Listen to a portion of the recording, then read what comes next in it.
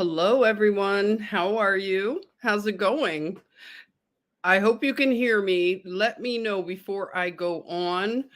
Just give me the sign that you can hear me because I had a little trouble with my microphone. I'm going to wait.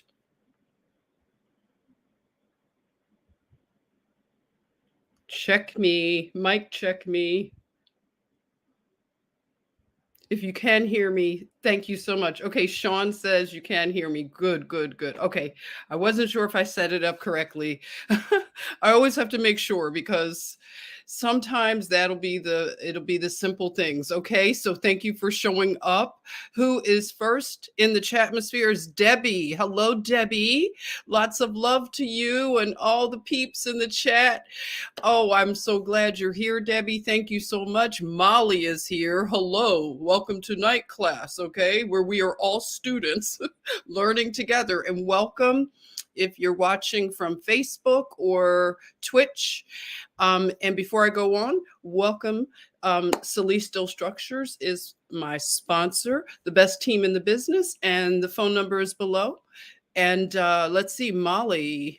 Yes, thanks for awakening us. You know what? I am just so happy that we are enjoying this learning experience. Hello, Nancy. Hello, I'm glad you're here. Thank you, Sean. Good evening. You have your number 2 pencil. Speaking of pencils, you're going to look at this pencil that I'm going to show you and not believe. Wait a minute. Look at how far I've got this pencil down. Is that funny? Look at that. I'm actually gonna see how far I can use it. I don't think I've ever used pencils. I have 2 that are like this, mini pencils now. So I'm gonna try to use them until they're almost gone. Let's see, Johnny is here. Johnny, hello. Eliana is here. Yes, good. Roxanne is here from Detroit. Nixon, welcome. Thank you. Penny Lane is here. Da Money Honey, we're all in class together. Lori, hello. Hello. Tina made it. Yay. Miss Harris, hello, Mrs. Harris. Shima Earls. Wow, I love that. Look at that. Hi, Shima. Thank you. Monkey Speaks is here. Looky, 420. Hello. And Precious Gem. Hello in Stockton, California. Nice, nice, nice. So I will begin. Tonight is going to be no different. It's going to be a doozy, okay? So there be some triggering things. I will warn you before, because I know everybody needs their little warnings, okay? Joseph O'Sullivan from Ireland is here. Hello. Thank you for joining class. Look at that. You can come to class from Ireland. It's so Are you cozy? Tell me what you're doing. Family, are you tucked in somewhere with fluffy things? Julie made it. Oh my goodness. This is my sister from Philadelphia. We grew up in the same neighborhood in Philly. This is Robin. She's also Robin. Look at that. Robin, happy 2022. Thank you so much. Adam is here. I have work in 20 minutes, but well, I hope you have a nice shift tonight, Adam. Thank you for joining class. Mary, hello. Pops is checking in. Hello for you coming today, Pops. Okay, so Joseph in Ireland is he's on his big sofa with comfy cushions and tea. Oh, that sounds nice. Lori has yoga pants and a wrap on. That sounds so nice. I'm glad you're all comfy. Well, look at this. You all might remember things like this. Who ever had an encyclopedia collection? Because we have just one left in my family. Can you imagine that? This is what we used to do, young people. This is how we Googled, right, everybody? Who's my generation and above? This is what we did to Google. Look at that. And I picked out a few. Look at that. We have Machiavelli, Francis Bacon, and Virgil. Look at that. So this is what we used to work out. These things would get pretty heavy. So I have a few here. You gave some to your grandbabies. Oh, that's nice. Debbie had a collection. Oh, that's going to be nice. They're going to really appreciate that. Tina, you still have a collection? Oh, wow. That's nice. Hee hee. You remember Shayna. Yes, yes. Encyclopedia Britannica, exactly. I used to have a set. I wish we still had it, but I think we gifted it to somebody, like a friend. Their child, and it was, I'll never forget, it was a really nice blue exterior to the collection. People would come around and sell them, right? Do you remember that? Yes, Joseph said my older brother found some really old encyclopedias with really interesting info. See, that's why I would really love to have the other one that I used to have, because you can see how things changed, right? That is so neat. Hey, Jim. Hi. And Ernestina's here. Good vibes to you. Thank you. Thank you. Yeah, they sold them door to door. Exactly. That's right. So, I love it. Mary, you said you'd like to find an old collection. Yeah, I think a lot of people started to appreciate them. So, yeah, they may not be as easy to find, but you might be blessed to find some, right? Well, I'm glad we still have a collection at least. It's not the one that I really loved, but it'll do. In a pinch. Because what I love about research is, of course, the internet is a blessing, is really good because it's so much information. You can just, even if you know that some of the information is janky, with Wikipedia, we can actually find a lot of inconsistencies in the narrative. So it actually has been helpful. I used to be really shut down to taking Wikipedia serious, but now I'm having a good time with it from this standpoint. So I am actually reading a lot of the Wikipedia, but I love to mix in even older blogs. Have you found that? Like a lot of bloggers from the earlier days, they really put a lot of research into their blogs. So you can find some really nice blogs. Then you can find, of course, research papers. Books, of course, are nice too. I have to say, I got rid of a lot of books that I used to have. I feel a little bad that I got rid of some of the books, but I don't know if I told you all why I did it, but I felt like I had to get rid of certain books. But there are good reasons to hold on to certain books for reference. If you are a mature enough person, like if you have books that are more of the occult variations, you have to decide what you can handle. If you're finding that you have been led astray, I'll say that. Oh, yeah. Sean says Black's Law Dictionary is another good book to have. Yeah, I don't have that one, but yes, I've heard. Yes, yes, yes. Good one.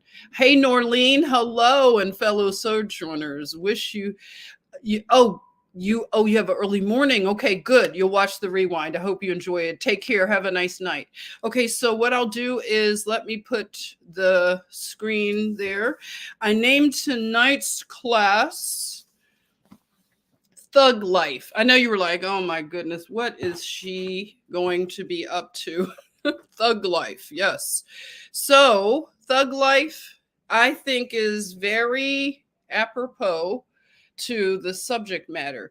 And I'm seeing connections, of course, lots and lots of connections. So let me start where I can start my notes with you all. Good evening, PH Joy. Thank you for joining us tonight.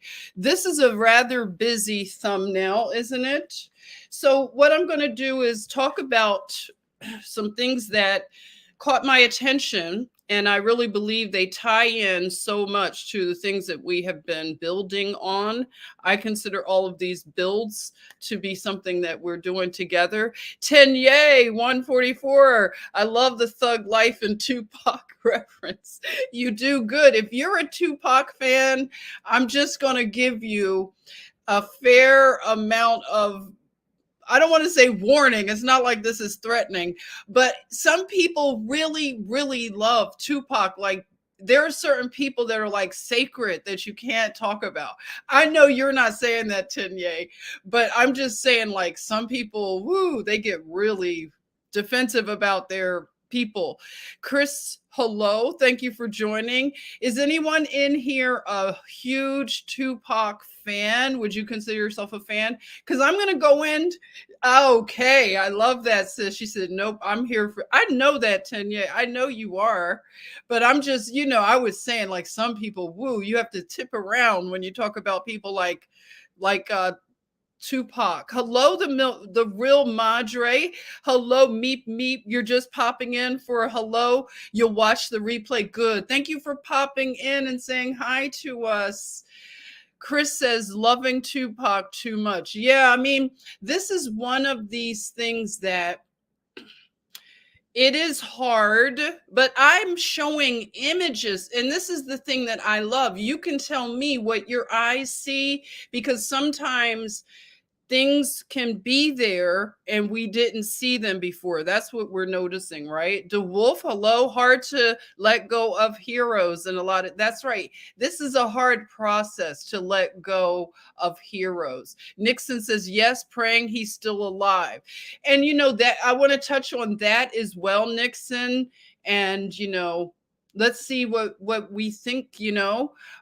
Shima is saying, I used to be a huge fan until I did my own research about him. Oh, okay. So please share things, Shima, as we're going along, and let us know what you are thinking. Okay, so let me just continue. Okay.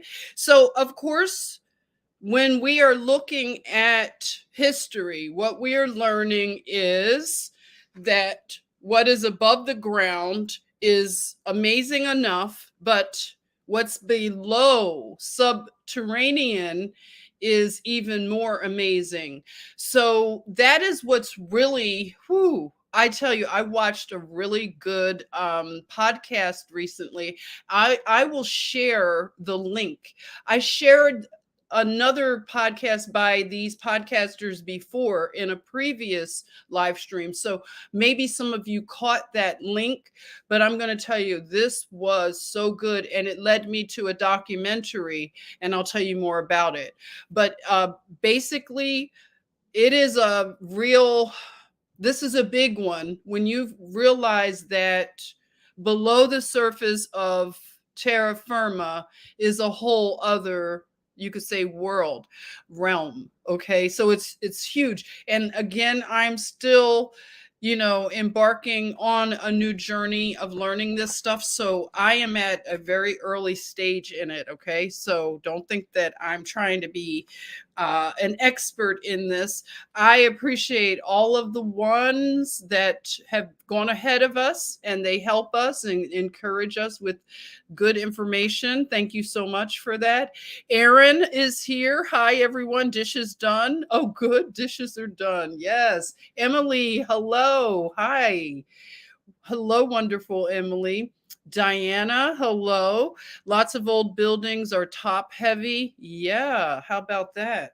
Okay, so I'm trying to get to a place where to start in my notes, but I'm just going to jump in with, sometimes I don't even use the notes. They're there as sort of a, it's like a little safety, like a little safety blanket, because a lot of times I'll remember it when I see the slide. So I know someone asked me, if you're here, tell me if it's you, that said, Jennifer, I want you to start covering Native American, architecture and this kind of stuff. And what's happening, which I love, is that I am starting to organically get to these subjects as the path, takes me to them. So it's all connecting, and it is really amazing to me, the connections, because, oh my goodness, I had no understanding of just geography, all of that kind of stuff. As much as I love learning, and I would watch television shows growing up, and it's just amazing how much, all of that has not been the case. And when it comes to America and the Americas, It's so much to learn. And it is amazing. I'm excited because it's good to sort it out. And then you start saying, oh, yeah, that makes sense. It just starts making so much sense.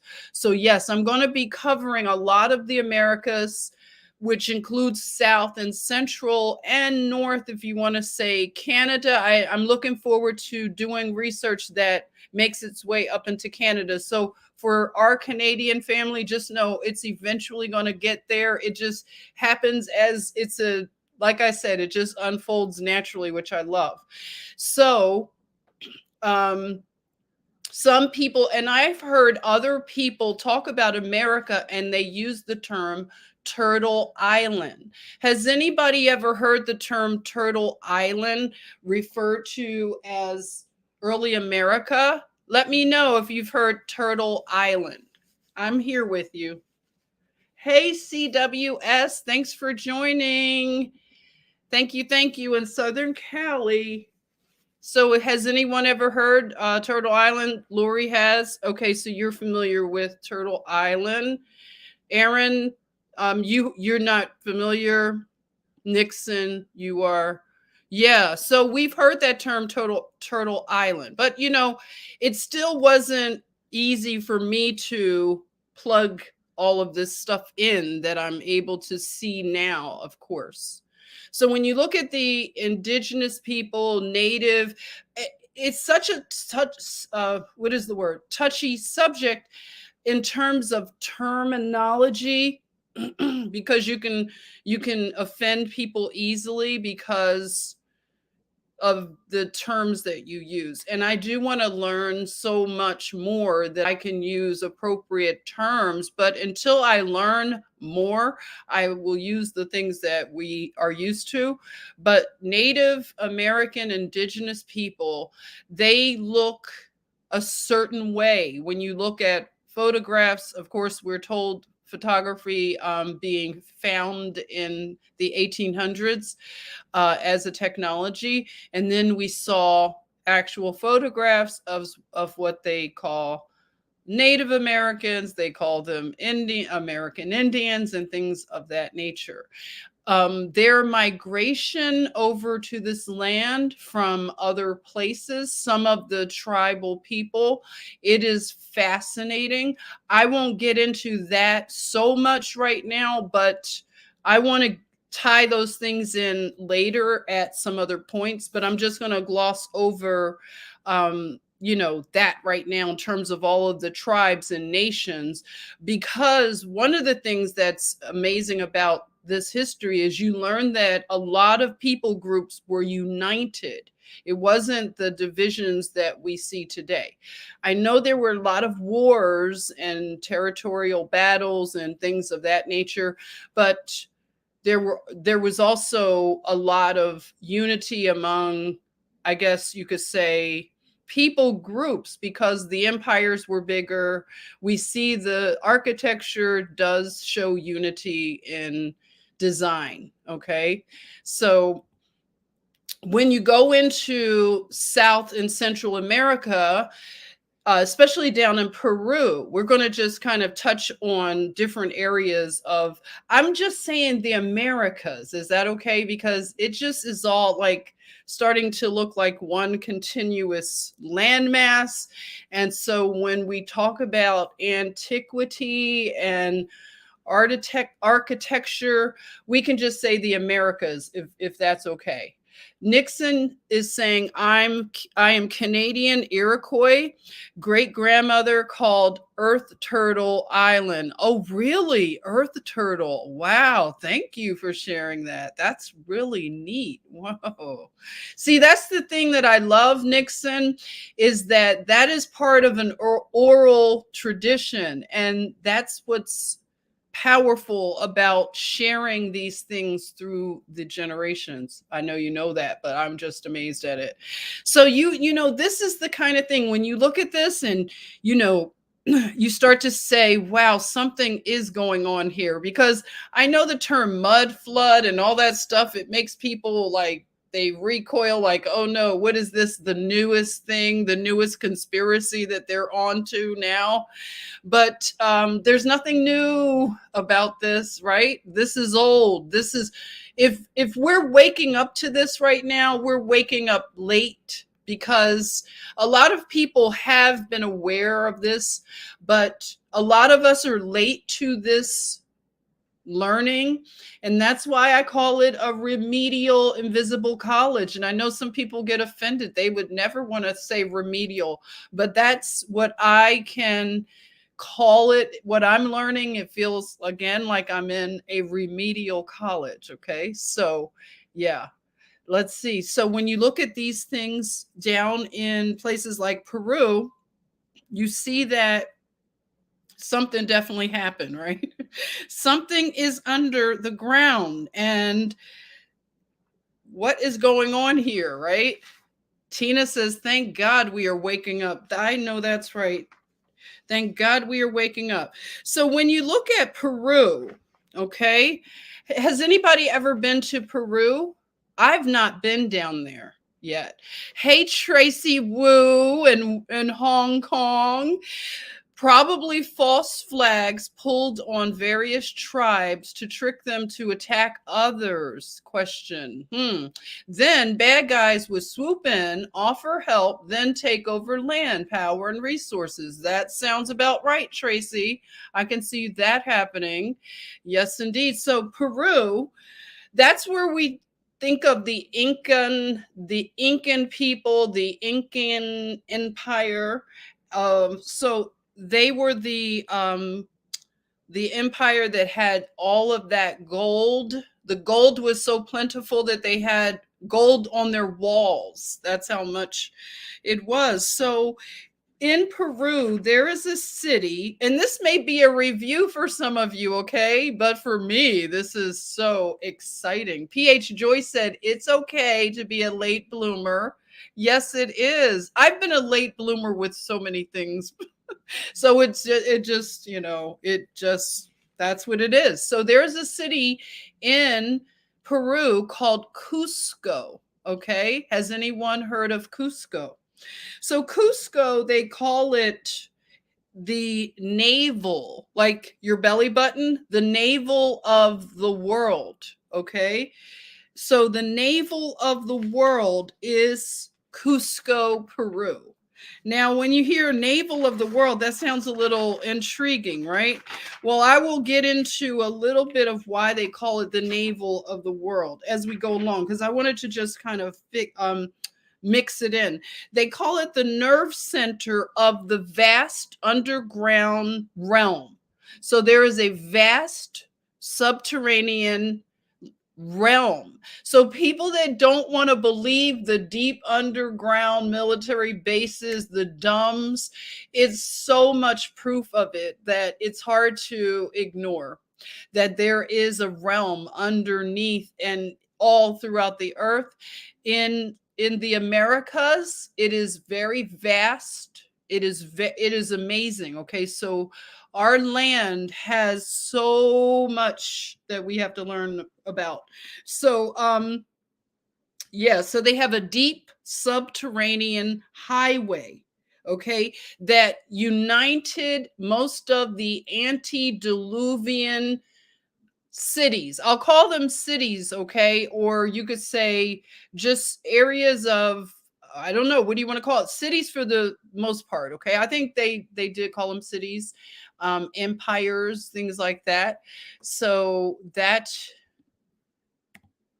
when you look at these kind of things that are left behind in the rocks, you can go really deep into those areas. Like I showed pictures in the Mexican area of the subterranean part of this highway, that I showed you all how beautiful those caverns were when people go to visit the ruins, and they can go deep down and it's water and all kinds of beautiful things underneath.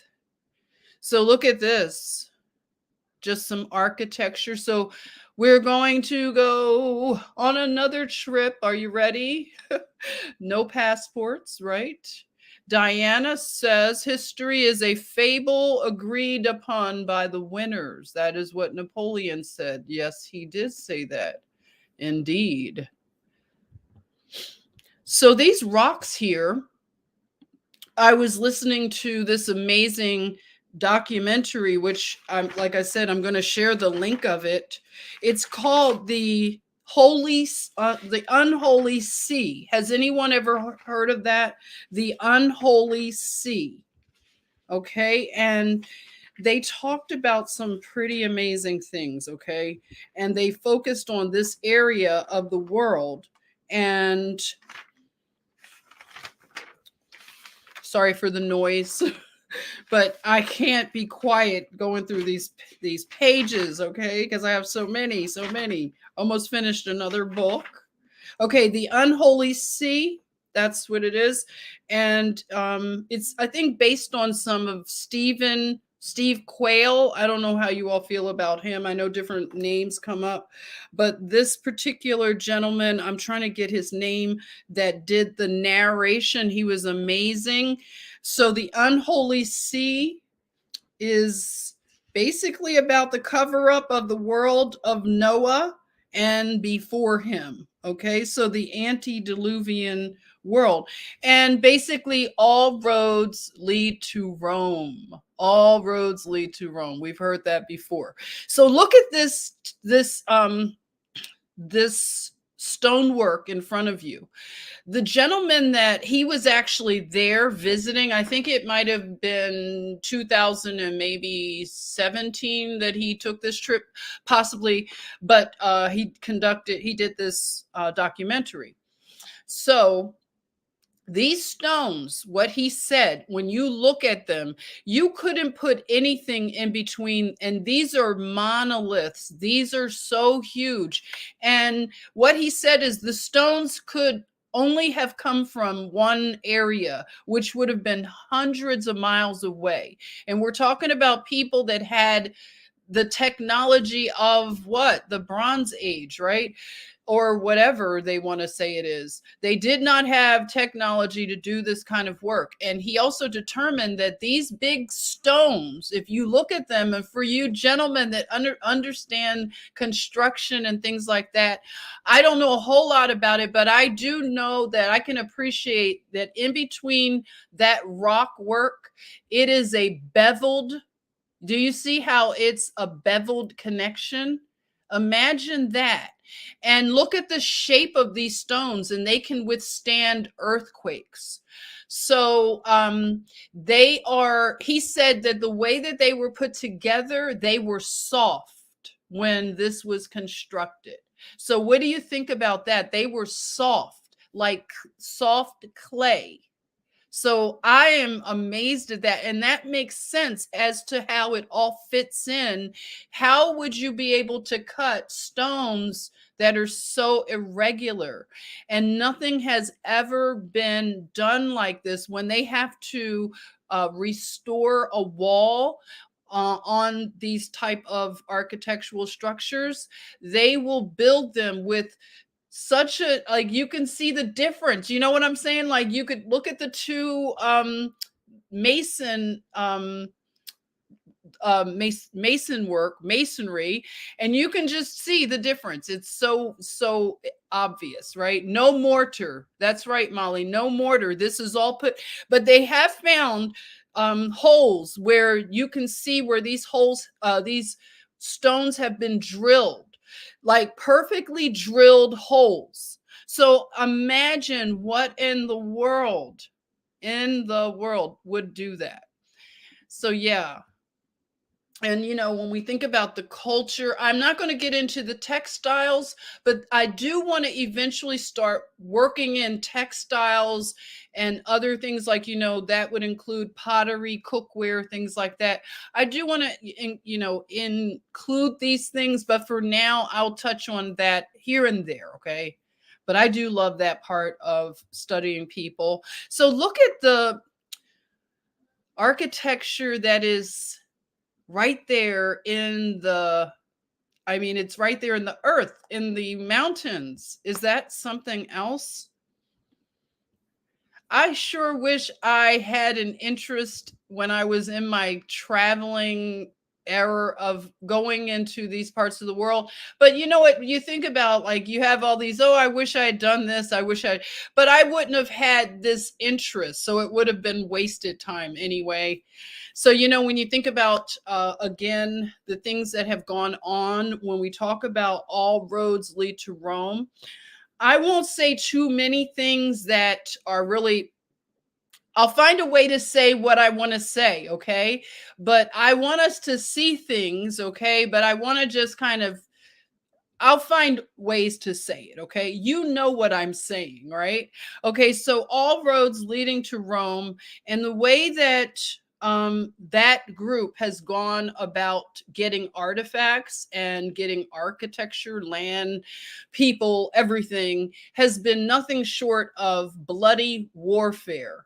Just so much carnage. So look at this here. When you talk about architecture that's in the rocks, look at that. I mean, when you saw things like this, did it ever occur to you that it had something to do? Because I don't know, I've been out to lunch. I never thought about it being attributed to something like a mud flood. You know, that just never ever crossed my mind, you know? Aaron says concrete mixing releases heat energy. Oh, okay. Thank you. So we're just looking at the Roman Empire, old and new architecture. So I'm going to touch on some of the Roman Empire right now.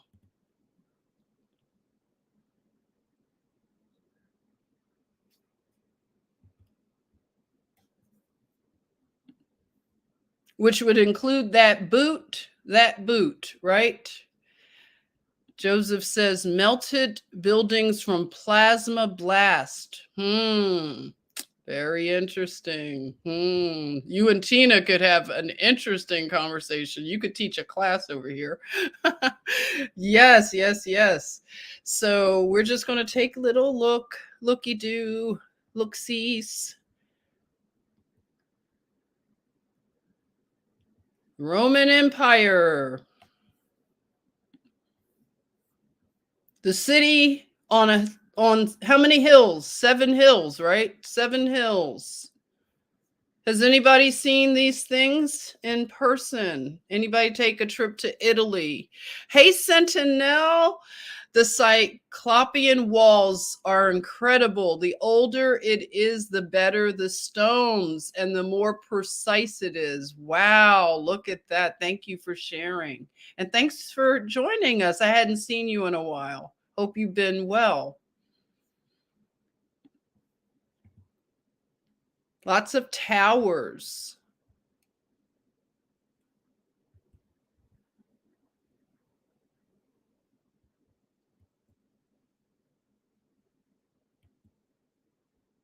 And canals, right?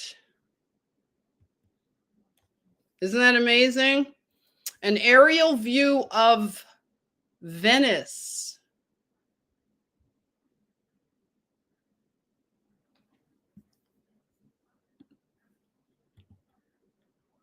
Castles. Wow. Who would want to live in a structure like that? I know I've said in the past that I really love old architecture. I may have to walk that back a bit, okay, family? I just might have to walk it back just a little bit. I'm changing my mind on some of this stuff. I don't think I could actually hang out in these buildings too long. I think I'm starting to sense and realize some things. What do you think? Chris, would you stay there? Would you book this for an Airbnb? How do you think that would go, huh? Let me know. Would you be so bold to stay there? Oh, look at that. I tell you, this is the most amazing when you think of the concept of waterways, which we see a lot in the European countries. Just imagine going everywhere by gondola, just waterways instead of streets. Just imagine how, I don't know, just seems like fun. Like, I just think as a child, that's like the most ultimate thing, right? To live in a place like this where you just ride around through the city on a gondola.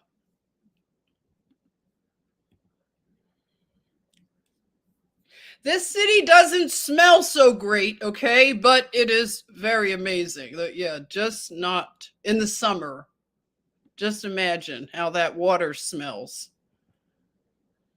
And yeah, they get out there, they have regattas and all kinds of festivities. This is, for anybody who's ever been there, let me know. Have you ever been there? Have you ever taken part in these kind of things?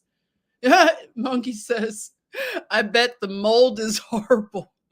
I know, right? Uh-oh, I see a bot. I'm going to get them. Don't worry. I got them. Okay, yeah. So imagine, just use your imagination. How would that seem to live in a place like this? Wow.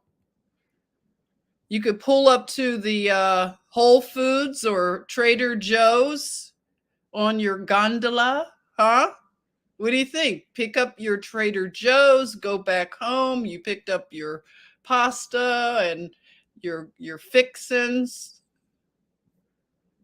Could you do that? Could you live in this kind of pulling up to church? Uh-oh, you're late. You can't sneak up, huh? They're gonna know you're pulling up in your motorboat, huh? Imagine that as an apartment. I think I mean more of this when I say I love our old architecture. It's more like this, family. That castle stuff, no, not so much. Feels too creepy. But this is different. This is what I mean when I say older. Okay. How do you all feel? And this is pretty cool when you look at the texture on the outside of this structure here. Pretty interesting.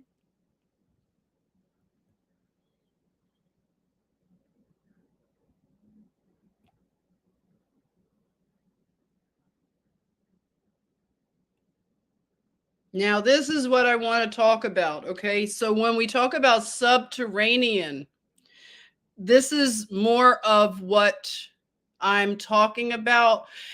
And have you ever been into catacombs or anything like that? Because that helps a person understand what we're talking about when we talk about underground. And it goes deep, deep, deep, levels deep, okay?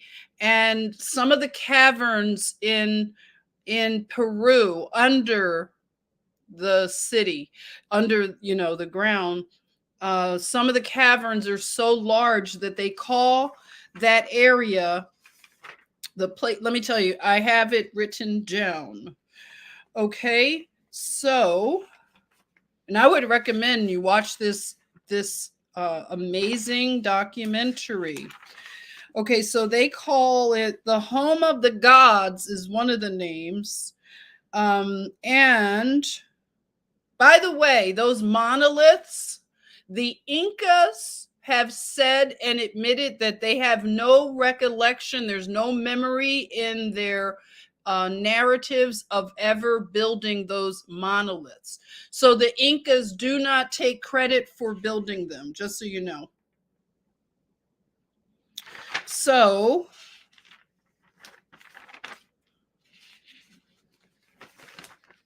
okay, the navel of the world, the nerve center of the vast underground realm in Peru. And it's the place where one gets lost. There are caverns, misdirections, misnavigations that happen that only the people that built these structures would ever know how to get through them. Yes, Tina said giants built them. She's been trying to let us know giants built them. Tina, it takes a while for it to really hit the mind. You have been saying this as well as other people, but I think it's just so hard to just accept that's, I don't know why it's so hard. I mean, we would believe aliens believe before we would believe that giant people did it, right? It's so crazy and weird. But I am seeing it now. I've finally seen it.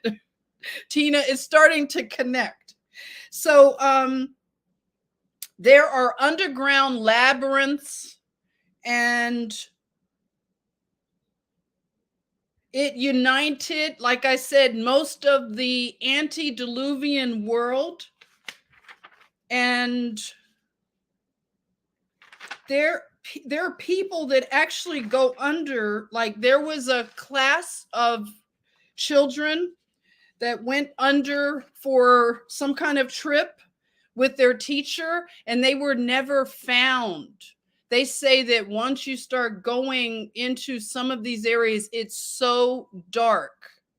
And like, I can't imagine anything like that happening, a whole, class, a school trip full of children that never found their way out.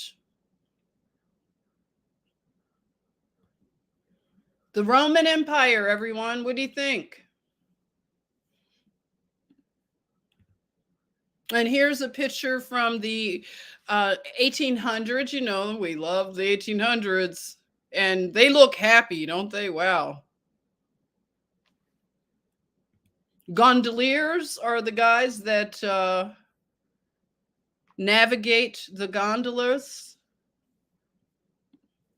I didn't know that they were paying so well. I looked, they have jobs actually. You could go look on Glassdoor. They are hiring gondoliers and they pay them a lot of money, just so you know. It's just a FYI if anybody was wondering, right? Yeah, the good old 1800s. They get weirder and weirder as we go into history. But I'm kind of also hanging out. I've kind of jumped into the 1500s and all of that for a moment. So I thought this was funny. Look at this. Look at this woman. She's painting and she's over there in Venice and she's painting. It's just funny because it's like, hey, get a picture of me while I'm painting, okay? It's just so funny how we do things and pose for pictures. I laugh at this now. I didn't notice it before. So more of this, like, what do you all think when you look at something like this? Because I mean, I never connected it to something like the flood, the great deluge. But why would a city be built like this? I am just saying. Do you have any thoughts, any theories? Because this is where we like to share our theories. What do you think is the deal with Venice? And here's just some older artwork. And this right here, I'm not sure if this is in the Americas, but there are some communities in Louisiana that have canals. Anybody in that area of the Americas that have canals? And do you have residential areas like this? Let us know, because that's another thing, that because they have countries and cities named something overseas, they have the exact thing here. So we have a lot of places called Venice. So I think there is a Venice, Louisiana. There's Venice, California, and probably more Venices. Let us know. Drop it down there in the chatmosphere if you know other Venices, or does this look like a place that we have anywhere here? Because it looks very American. And you see pictures like this of the amazing gondolas and how they're constructed with the beautiful detail work. And one of the things I tell you, when it comes to living, lifestyle, anything that has to do with culinary, the arts, it's hard to beat the Italians, right? The Romans. It's really hard to beat them at it. They are really, really astute when it comes to quality and living life to the fullest. And woo, what do you think? They have something over there called the carnival. And it sounds pretty fancy, but I never gave it any thought. I've never gone to anything so fancy. What about you? But I tell you, it does remind me of a movie. What do you think? Does it remind you of a certain thing when you look at this kind of stuff? Let me know.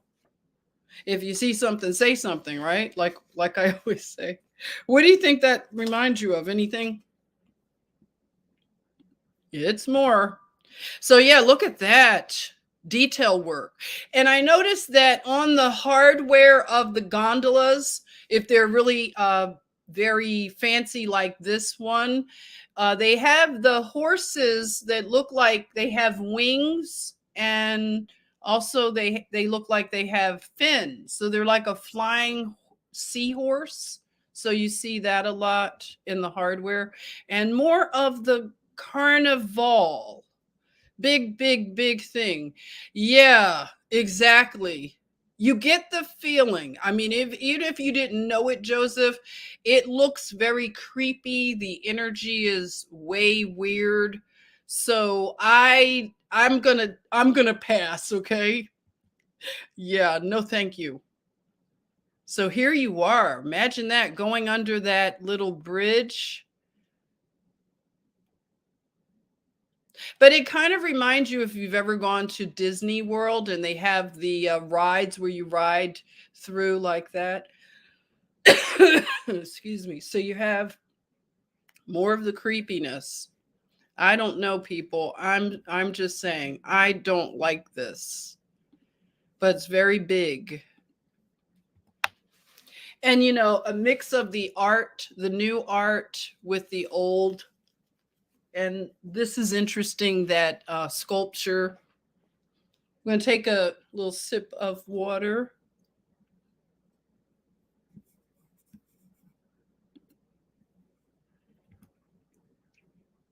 That one is extra creepy. That's a no, thank you. I don't get it. Definitely not in the club, and glad for it. This guy looks like he's showing off, huh? Popping wheelies. He's that one that you would just be like, no, you're making me want to lose my dinner. Gemini love, hi. Don't forget to hit the like. Oh, thank you, Gemini. Appreciate it. Thank you all for doing that. It does help with the, what is it called? The algorithm, all right? Algorithm. Mask means hiding. Yes, exactly. I want to talk about another thing when it comes to that, a connection. Look how pretty it is, and look at the chairs. I just love that. It's so funny. Just to see regular chairs in there, they have rugs, and oh my goodness, right? What an Uber ride that is, huh? Ah, and there they are. More of that.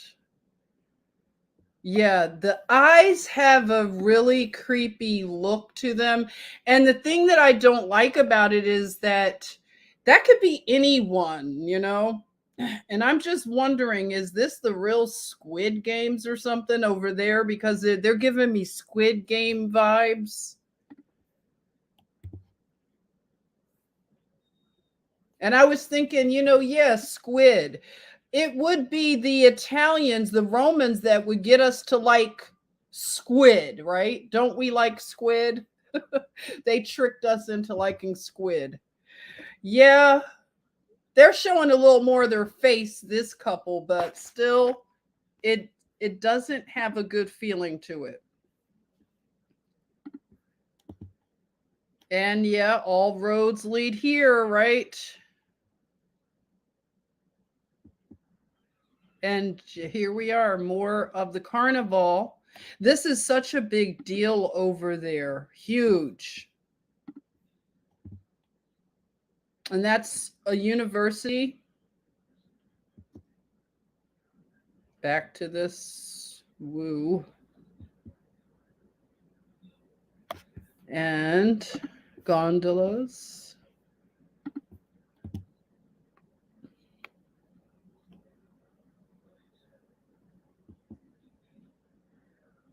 That's a busy day, huh? Wonder why they wear the striped shirts. What's the meaning behind it? Now that is a creeper right there. Looking in a mirror. Oh my goodness. She took the creep level up notches, or I should say the ghoul level. Pete, wait, Lori says you love me some calamari. I do too, right? Chris says calamari tastes like big pieces of clam. Oh gosh, that's funny. I've missed you all. It's been too long. Yes, here we are. All roads lead to Rome. I should have named it that. Look at this couple that just pulled up in their Uber, creeping it up, ghouling it up. Thank you again, Paul Romano, for he provided us with the most appropriate word, ghouls. And so over there, it's a big deal to get glass. You guys probably know about the Murano glass, right? The Venetian glass, and a lot of people that are collectors, they are really into that. Oops, went too fast. Ooh, I probably should have gone fast enough. Yikes. There's that umbrella. Oh my, look at that. And they put the rings and everything on the outside of the gloves, I noticed, in this carnival. Really big.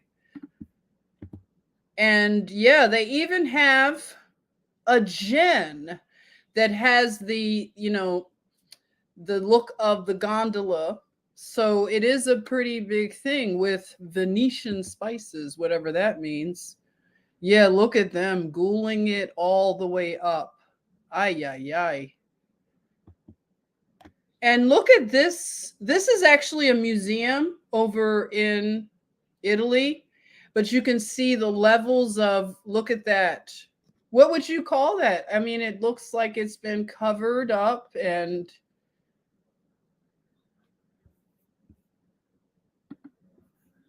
covered in water or something, right? But it looks like a great place to hold all those artsy things that they like to do. Look at how tall the ceilings are. My goodness. And this was interesting. This was an exhibit because over in Venice, they have a big art show called the biennial or something like that. So this here, they called a portal. And I found that to be interesting that they called it a portal. And it looks like a big speaker, kind of looks like the gramophone speaker. So I'm imagining something has to be pretty magical about walking in that. Yeah, repurposed as a museum, exactly. So they have their big exhibits. It's a big art exhibit. So they're also big in the world of theater. So we can also, I guess, attribute the Romans to modern theater as well as opera. So they're really big. So imagine this theater. Very, very. And imagine that the Roman Empire, of all places, gave the world one of the most popular food sources, right? Most popular culinary that actually got vilified for something very strange. I won't say right now, but pizza had become kind of I don't know, some people probably still feel weird even wanting to have pizza, which is crazy, right? Totally bad branding and bad PR. So look at this pier, this port. This is something that we don't think about much, but the Roman Empire, or you could say Italy, there are a lot of ports, very, very busy ports. So I just wanted you to look at that. Aaron is not afraid to say, love me some pizza. Exactly, especially if you can make it yourself, right? I actually made some myself the other day, Aaron.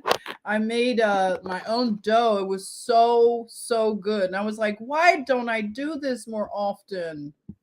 Yes, port alls. Thank you. Exactly. Oh, I have heard that before. Roxanne said Marco Polo brought pizza back from China. We'll have to get that together. We'll have to find out where everything comes from. So this is the bathhouse that was popularized in the Roman culture. So we've heard about bathhouses, and yeah, they still do it today. Hook up at the bathhouse. Yuck. So yeah, I found a few lions around the old Roman Empire, but lions with wings. So what's going on? Are we talking about some science? Has Fauci been over there messing with the lions, doing some things? So you can see this relief with the lion and the holy writ and a bishop, cardinal, or pope. Not sure what that dude is, but that is pretty much something you can see on some of the temples, the Templars' real estate, and alleyways, which looks a lot like cities here. Looks a lot like, what would you say? That looks like New York or Philly, the really narrow alleys, right? An angel lion. Oh, I like that. Or a griffin. Hey, Juan. Yeah. Pegasus. Yeah. Yes. Pegasus. Exactly. There you are. So you notice how ironic is or irony rather, the writing on the wall, as opposed to in antiquity, they always wanted to put messages on walls, but they would use very advanced, I don't know, ways of putting messages, etching it into the wall. But now we're reduced to writing on walls, right? I don't know. Why do we want to write on walls? Something about that. Is it in the DNA? So all roads, canals, tunnels, arches lead to Rome. What do you think about that statement? Do you think that's an over exaggeration?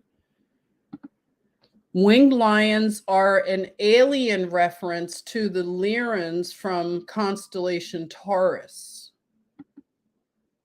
And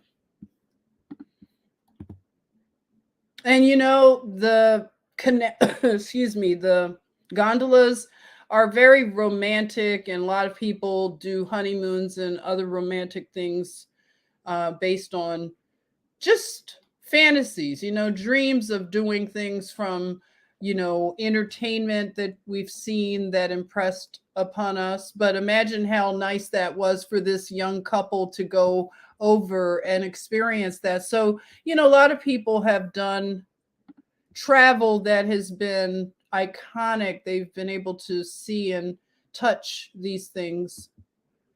And again, we see references to a deluge, a great flood in some of the artwork. So I was thinking, wow, I can see that this is possibly something like that. I see a guy, they have him tied up though to is that called a stern or mast? Mast? Let me know. Is that a stern or mast?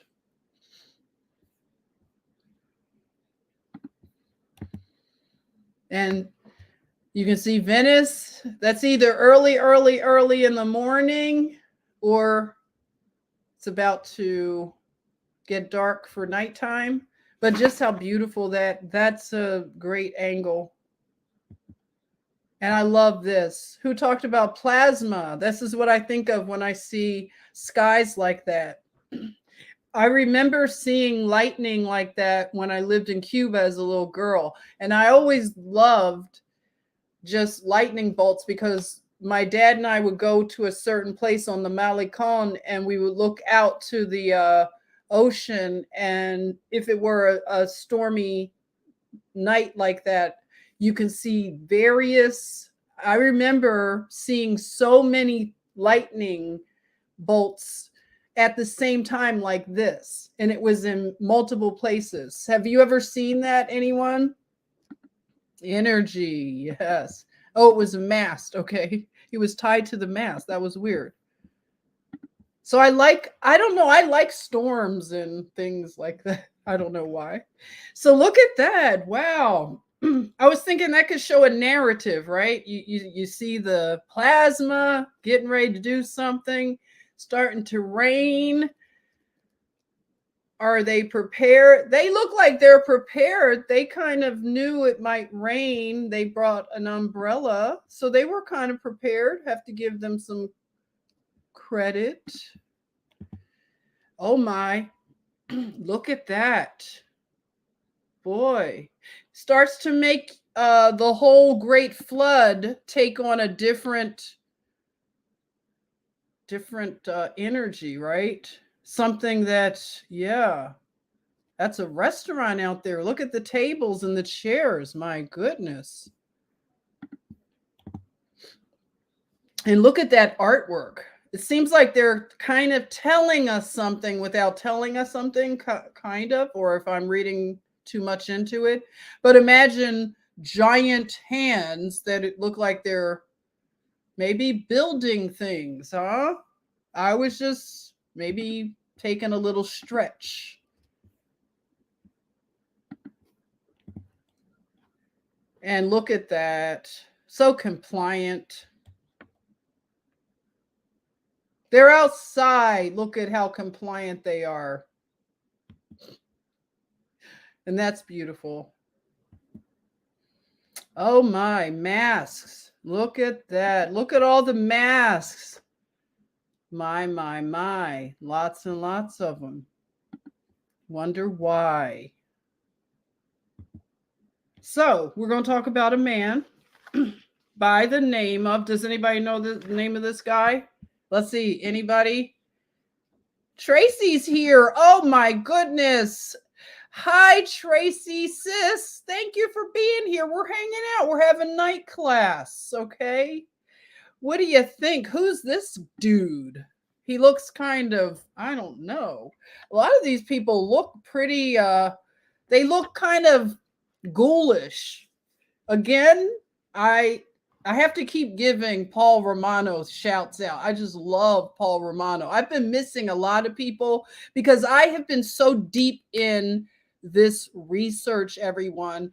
I think I can now put on my resume that I want to be a researcher. Oh yeah, am I cracking you up? I'm glad you're having fun in this night class, Robin. Thank you, sister, twinster. So this is Pee Wee Herman, according to Juan. Okay, so he's our class clown tonight. He said, no, but you know what, Juan? I have to take that back. This dude does look a little like Pee Wee Herman. Okay, there you are. Sentinel knows that it's Nicola Machiavelli. Look at that. Who knows about Machiavelli? I have the book right here. Machiavelli. Okay. I'm not going to read it, of course, but it's the prince. Machiavelli, the prince. Let me smell the book. I'm so weird. Okay. Who else would do that? Smell a book right here on a live stream. Oh, it smells so nice. Do you know who's nerdy like me? Do you like the smell of old books? Don't turn me in, okay? Can I get another smell of this book? Oh my God, you guys, who does that? You like, that's why we love each other. We're weird, okay? You do that too. That's why you all I love you. You smell books. Juan said the smell of knowledge. You do it too. Oh my gosh. You guys are so weird. Yay, I can't help it. Okay, I'm going to get a hold of myself, okay? Stop smelling books. Stop acting weird. I have to tell myself that sometimes. Don't be weird tonight. Okay, so can I just say overall, okay? Overall, one of the messages that I get from the prince is this is a good way to look at principalities. Principalities. So I want us to put a pin in principality. Okay, that's a tongue twister. Put a pin in principalities, okay? Put a pin in principalities. So that's the thing that I've noticed from this book. I'm going to cover more of this at another time, but we're just glossing over. As you can see, we are already at 1 hour and we're already are we having fun yet? But you can see how fun this is. We could do this so long, but we do kind of like 2-hour lecture classes here, right? We go for 2 hours. So I'll do a 1 hour marker. If you're watching this, we're at 1 hour. So if you want to take a break, if you want to pause this and come back at another time, we're going to go for 2, right? So yeah. So this is Niccolo Machiavelli. Weird guy. He even influenced Sir Francis Bacon. And speaking of who, I have Francis Bacon here as well. Do you all know who these weirdos are? I'm going to be disrespectful. They can't sue me. They're not around to sue me. I'm going to call them ghouls and weirdos. So we have Francis Bacon, okay? If anybody's related to him or anything, I'm sorry. I'm sorry. That's disrespectful. Anyway, Francis Bacon used, that's why I'm calling him a weirdo, because he used this Machiavellian thing to inform him of scientific knowledge. So he used this to base his theories on, I guess, the possibility of science. It says scientific knowledge based only upon inductive reasoning and careful observation of events in nature. So he's been called the father of empiricism. So he used this theory, this knowledge from Niccolo Machiavelli. So we'll get into him a little bit more. And I won't read Bacon right now. Somebody put bacon emoji. I don't eat bacon anymore. I know everybody enjoys it. I kind of wish I could enjoy something. Bacon is good. I'll just say it's yummy. But I don't do it anymore. But I know it's a big favorite. So, and I have Virgil. I picked up Virgil. I may read something from Virgil, possibly. And an update on the book of Enoch. There's someone a brother that is going to be doing a book of Enoch study and asked me to join him. So I'll give you some updates because maybe we can join that and do our official book of Enoch. Okay, so I am still working at my book of Enoch reading. I haven't been getting much done there. So when we think about the Muses, okay, have you ever heard, of course you've heard the term Muses. So this is going to talk about the whole aspect of the muse a little bit, okay? And I'll talk about Niccolo Machiavelli as well. Yeah, Tenye. Tupac's album was called he spelled it Machiavelli because, you know, just to give it a little twist based on Machiavelli. Exactly. That's why I'm just really concerned about him. I want to share some things with you, Tenye. See what you think, okay? So the Muses were the ones that they could get the message out there. They are the poets. They are the singers, the dancers, the painters, you know, all of these people from the Renaissance and things like that. But we know that pre-Renaissance and antediluvian, they used the power of narrative, of story, oral tradition, and things like that. So, and I told you I'm going to hit on this aspect of civilization and how it has transpired to our current day, which is temple prostitution. I kind of mixed that in there. I had to look at that on the one picture. Can you see my pointer? I had to cover her bum. She had like a thong on. I had to cover that up. You know, this is not for children, but you know, just in case a child does see it, I don't know. But the artwork, the stonework is actually a male temple prostitute from the Mesoamerican. So it's like Mexican or Incan. I'm not really sure, but I think it's actually from that temple in Mexico. Yes. So it was described as a male temple prostitute. Yes. So there you are. And it does factor in. I'm not going to cover it now because I'm going to cover it more when I go over to, I'm going to go into a different part of the antediluvian realm. And we'll talk about the people that fly on magic carpets, right? That narrative. So when you think about Tupac Shakur, I don't know what word comes up for you, but for me, I did like some of his music, but I didn't relate to a lot of it because it did have an aggressive, violent twist to it. Okay. So I just have to say, I'm looking at him in a different way now. Karen, hey Karen, thanks for coming. Yes, I didn't know that, Karen. How many people knew that Tupac Shakur's birth name was Lassane Crooks? Who knew that? Yeah, this is new to me. That was definitely something I didn't know.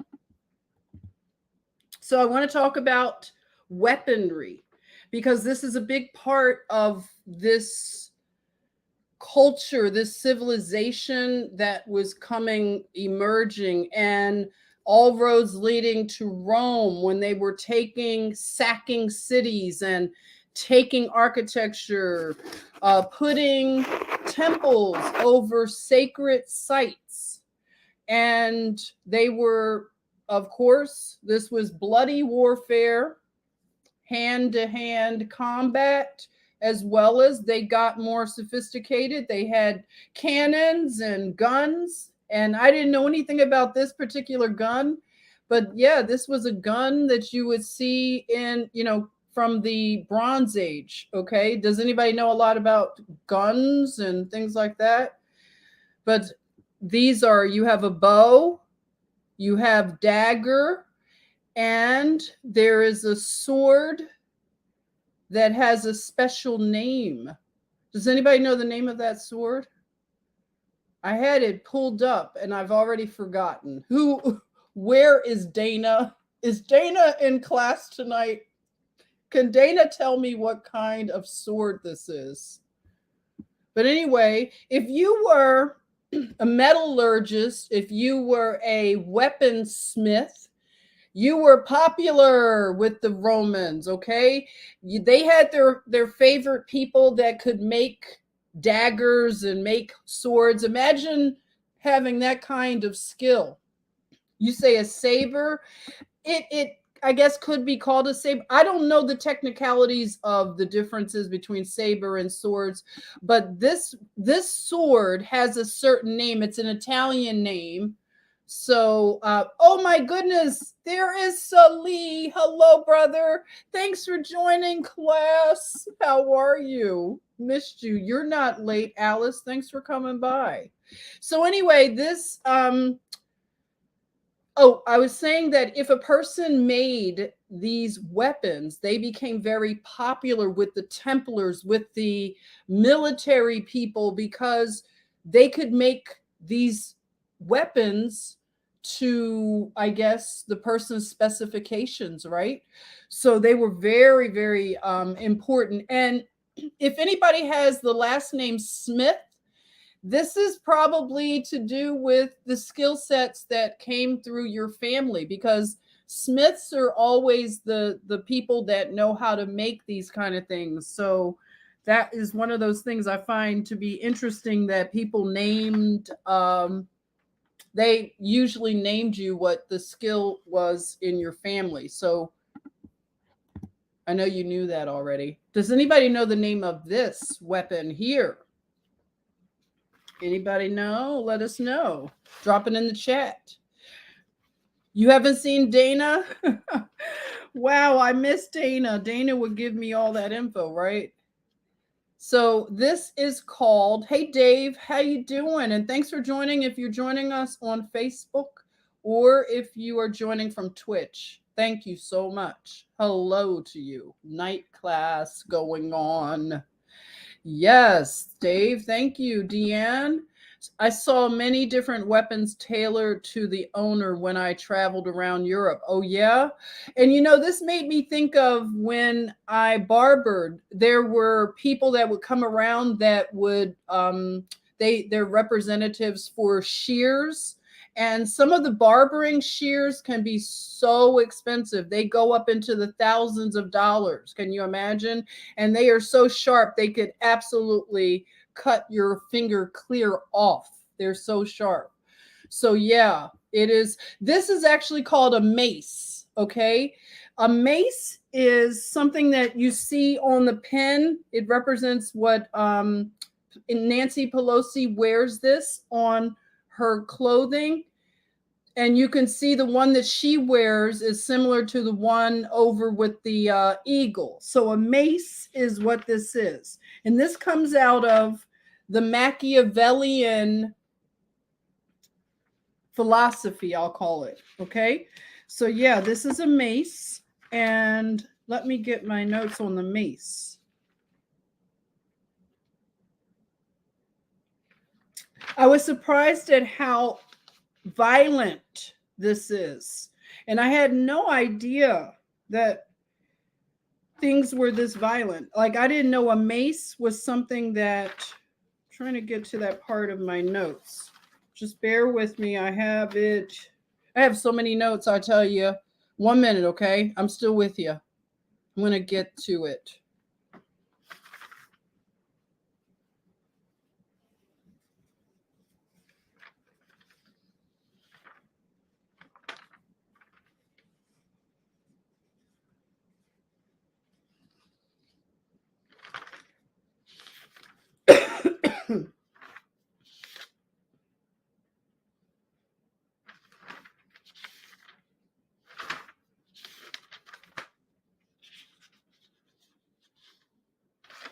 You got anybody have it? Peach Joy?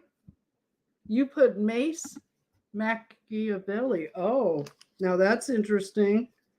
I can't believe I can't find this. You know what it is? I just have too many notes.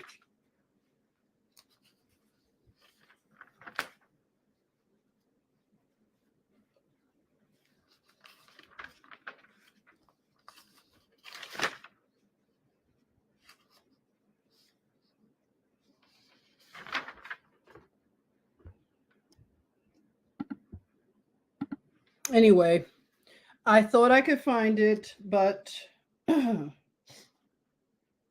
here it is. Sorry. Okay, the mace. It is a weapon of blunt force. So it's held by griffins. There you go. Who was talking about griffins? So it is ceremonial, but it is a weapon. And it's based on Nimrod. So Nimrod must have had a mace to, it's a blunt force weapon. So why do we have something like that? What's going on in our society where we would have a mace? And you see these maces in a lot of British governance. So in their parliament and things like that, you will see the mace used. And it's also, let's see.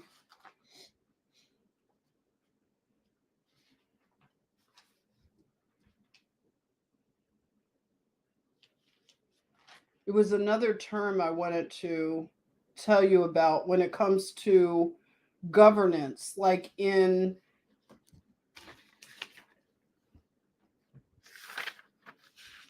Great Britain, they have something that they use in terms of, it's called chancery.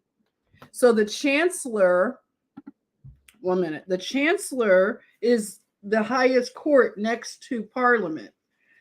So the chancery, they is actually a term when in boxing, it's when you hold the head of your opponent under your arm and you pummel them.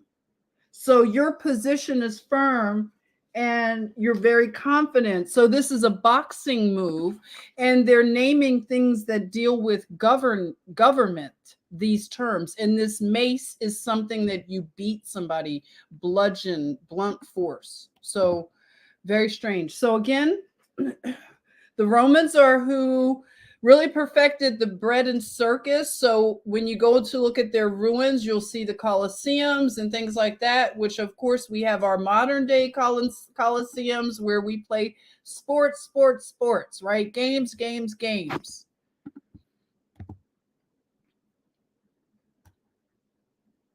So they have all of this stuff, the circus, they call these things, right? The circuses, and we get all this stuff from the Romans. And yeah, you see a lot of the Tartarian, the dome architecture. So we're about to get into it. Ready, everybody? So here we go. We're going to talk about a family. You've probably watched many a movie that deal with the Medicis, right? The Medicis. How do you say their names? The Medicis, okay? Medicis. So this is a family that has been covered in countless stories that have to do with the Roman Empire. And you said winning at all costs. Exactly. At all costs. This is the philosophy we're going to get into so we can understand why our culture is the way it is, because this is it starts to make sense, and then we can find ways to undo these things and detox from it, right? So this family pretty much ran the Roman Empire. They were nobles that, were really seen as a big deal. They had so much intrigue. I would say that this is probably the most amazing drama, melodrama, family drama. Okay. So you have a pope. So he has all these kids, and I'm just going to just call it what it is, because this is what it is. The Medicis, this is where you have this person who influenced Niccolo Machiavelli. It's based on Caesar Borgia. So he is part of this drama, okay? So he is a child, an outside child. I don't know how you want to say it, but daddy was a Rolling Stone. And that's the problem, okay? These men, they had children all over the place. So Caesar Borgia was the product of his daddy, the Pope, who had a concubine and had a kid by this concubine. So they're having kids with concubines. And hey guys, it sounds like a lot of fun, doesn't it? Sounds like a blast, right? Until it starts to cause all the drama in your kingdom. So that's the thing. Everybody wants to do this. Let's do this new thing where we're like, what is the term that the millennials give it? They have plenty of people. It's what? They have a name for it, a cool name now. It's basically what? Just having, anybody know the name they use now? They always have a new term for it, right? So you can just be free love and just have tons of partners, married, not, whatever, right? But it causes problems, everyone. I know everybody wants to do their own thing, but it's just too much drama. So we got Caesar Borgia, and he was the inspiration for the prince and the whole theory and philosophy of Machiavellian politics and leadership and everything you can imagine. Okay. So you have his sister. He's having this family. This is so much drama. You can just look at them and just see the drama. Caesar Borgia, he is very resentful of his father, because you can imagine if he's the concubine's child and then all the other kids are different concubines' children, and some are the child of his wife, and then it sets up for everybody to start fighting each other. You can see how it happens. It makes total sense, right? So they're fighting, and they want, like, Caesar Borgia was so incredibly aggressive. He wanted power, and he didn't care how he got it. And this is what the whole art of war, Machiavellian, this is what it's based on. Getting what you want, power, a throne, and the end justifies the means. And this is what is taught. Okay. So you have Caesar Borgia. He's got this brother. He's jealous of because they're all jealous of the brother that gets more love and attention, or the one who's next in line as the rightful heir. Thank you, Nan. It's called polyamory. Thank you, polyamory, which is basically polygamy, and it sounds fun in theory until, again, you have a Borgia family. These aren't the Medicis. I'm sorry. I'm getting to the Medicis now. This is the Borgia family, but they all intermixed and everything. Sean said the farmer planted much seed, apparently. Yes, he did. And Borgia killed one of his brothers. I believe he killed the brother that has the red sash. Why did I say sash? The red thing on, and he's got his hand here. No. Yeah, he killed that brother, and he killed the other brother that has the orange. Okay. So he killed two brothers. He was trying to get rid of his father. He has a sister who's really good at poisoning people. And so she's good with herbs and things like that. So this family is a mess. So it sounds like the blueprint for any telenovela, anything that we've been used to, right? And, what do you think about living in these kind of places? Like I said earlier, could you like set up shop and hang out in a castle? Does this look like fun?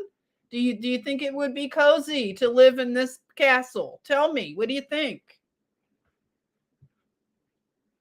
Oh, they have a series on the Medicis on Netflix. That's quite the drama. Oh, I bet it is. Oh, wow. I wonder if I would want to watch anything like that. Is it worth it, you think? So you wouldn't want to live in there, huh? Nani Bubby? You're like, oh, Ragains. I like that name. Yucky. It would be yucky to live in there. Dave is like, no, thank you. No, thank you. You wouldn't. If you saw that on the Airbnb, it's a no for you too. Yeah, it's a no. And this is kind of the, what do you want to call it? The vibe, the Medicis. Now let's get to the Medicis. So this is how we kind of look at this era. Everything was over the top. Everybody was extra. I don't know, people. I don't think I could have done too much in this era. It just seems like a lot of people were just ridiculous. I couldn't have hung out with these Medicis. They definitely would have gotten on my nerves. So this is their family crest. Okay. It deals with their popes and their different coat of arms and things like that. What do you think? Kind of weird, right? They said that those red orbs or balls or whatever, they were based on blood oranges, which I find to be very, very weird. On blood oranges. I don't think I ever liked the name blood orange, but they're good. But just the name blood orange, just, I don't know. So here we are, officially the Medicis. Oh boy, people, here we go. Blood orange. And look at all the red. These are the popes that came out of that family. So they were just had popes, and the popes had all kinds of women, concubines or courtesans, and they had babies by them. Craziness, okay? Absolutely crazy. They look so creepy. This batch right here, oh my goodness, Creepville. So these are the kind of, houses these people grow up in. No wonder, right? They grow up in these cold structures and they're beautiful, but I don't think I like I said, I take it back. I would not want to live in anything like this. I can't even imagine. And when I think about it now, with all the towers and fortresses and things, they had to live with so much security. It's not worth it, this type of lifestyle where you have to have all this security, all of these like moats and fortresses. Who would want to live like that? You can't really let your guard down and relax. Not comfortable. Some of the bedrooms, huh? Where's Ari? Ari cracked me up the last live stream. He said it was a Dracula type of cozy. What do you think about this? Does this look cozy to you? Could you settle in for the night? What do you think? It would be drafty as hell. Yes. Okay, so now we're going to look at some of these Medicis. So we've got a lot of various Medicis, a lot of mercenaries. They were hired by various kings and things like that. So a lot of them would go to war, and they were trained in warfare, trained in infiltration and everything you can imagine. Oh my goodness, these look like, oh boy, that one over there with the burgundy, I wouldn't trust him around kids. I'll just say that. He doesn't look like the one you leave the kids with. But yeah, they look like they're quite a bunch.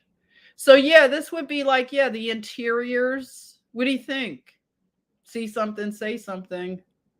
You're dealing with people that live like this. They live in rooms and things like this. I don't know.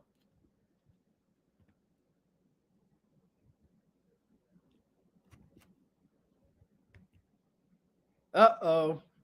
You see something, say something. These Medicis, I'm telling you, I can imagine all the rumors that a family like this has, right?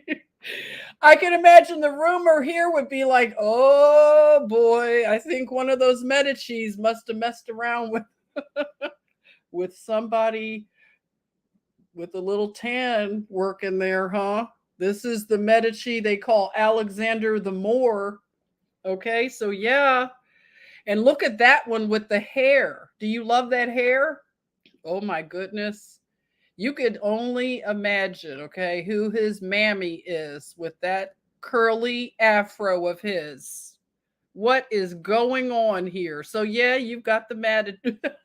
See, I can always count on Tina. She said black, okay? That's right, Tina. They have the Medicis here, the black Medicis. There you are.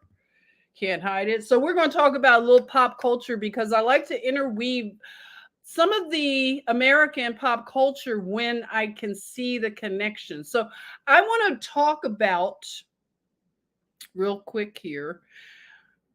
Do you all know who this woman is? This is Selena. And I doubt if any of you, because I always laugh when you throw certain things in the chatmosphere. I don't think you're going to be able to tell me that this one is a man. When I look at this one, I think this is all woman here. I think this is all estrogen, okay? I can't imagine you guys are going to tell me in the chat that this was man at one time. I don't think I'm going to see that this time. What do you think? Yeah, so we have Selena. This is one of the muses that I'm starting to see a connection, and I'll tell you more about this, okay? We talk about California, the realm of California, where I'm referring to again South and Central America as well as North America. So look at this and kind of put a pin in it because I'm going to weave together some connections. So you see here California Love Tour, and I need some good fact checking because some of these pictures that I found, some of the images I curated this time around, I wasn't sure about if they were actual pictures that were taken or if they were Photoshop. So I'm going to need some of you to take a look at this real good and help me and tell me if you think these are authentic pictures. Or some of you may have a good background in editing, photo editing, so you may know if they are edited. So please share. Hey, Alan, how are you? Thanks for joining. Peace to you. Nice to see you here. So we have California Love Tour with Selena and Tupac. And you have California Love, and you have Aaliyah. So just make a note of that. I'm going to go back, circle back to it. And yeah, here is Selena's family. And if you see something, say something. I'm just allegedly, seeing things allegedly.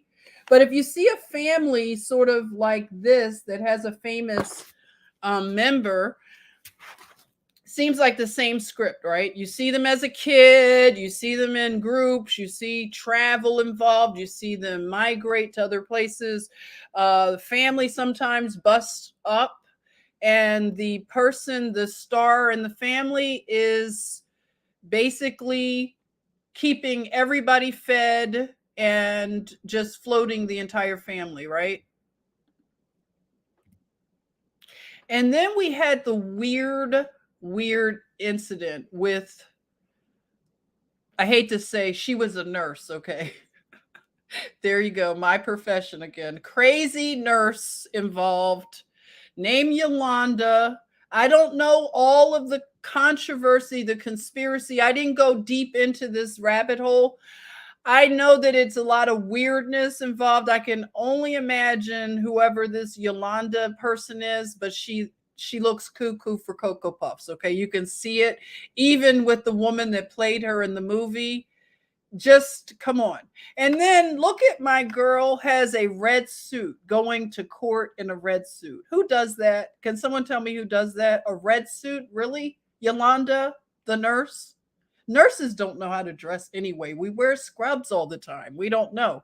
But you don't wear a red suit to court.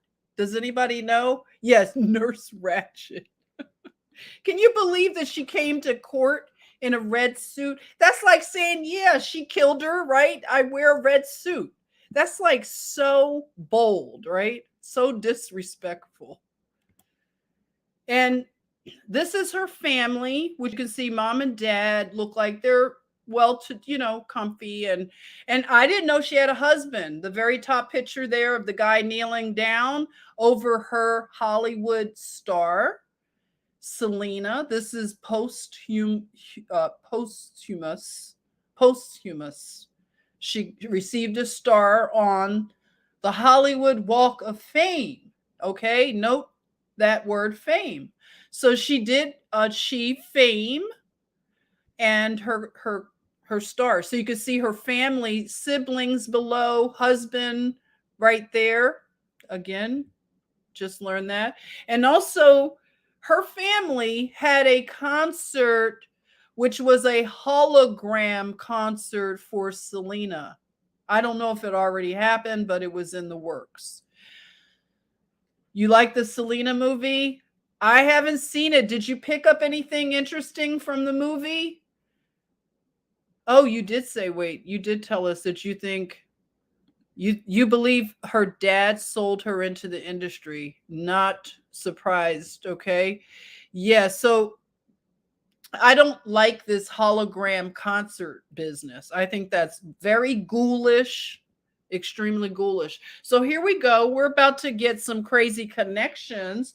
Put on your tinfoil hats now for this part of the class, okay? If you're still hanging with us, it's time to go get a snack at this time, but we're about to make a connection here, possibly. Or you're going to tell me if I'm off a bit. Let me plug my computer up, okay? 1 minute, because it's about to go out if I don't plug it in.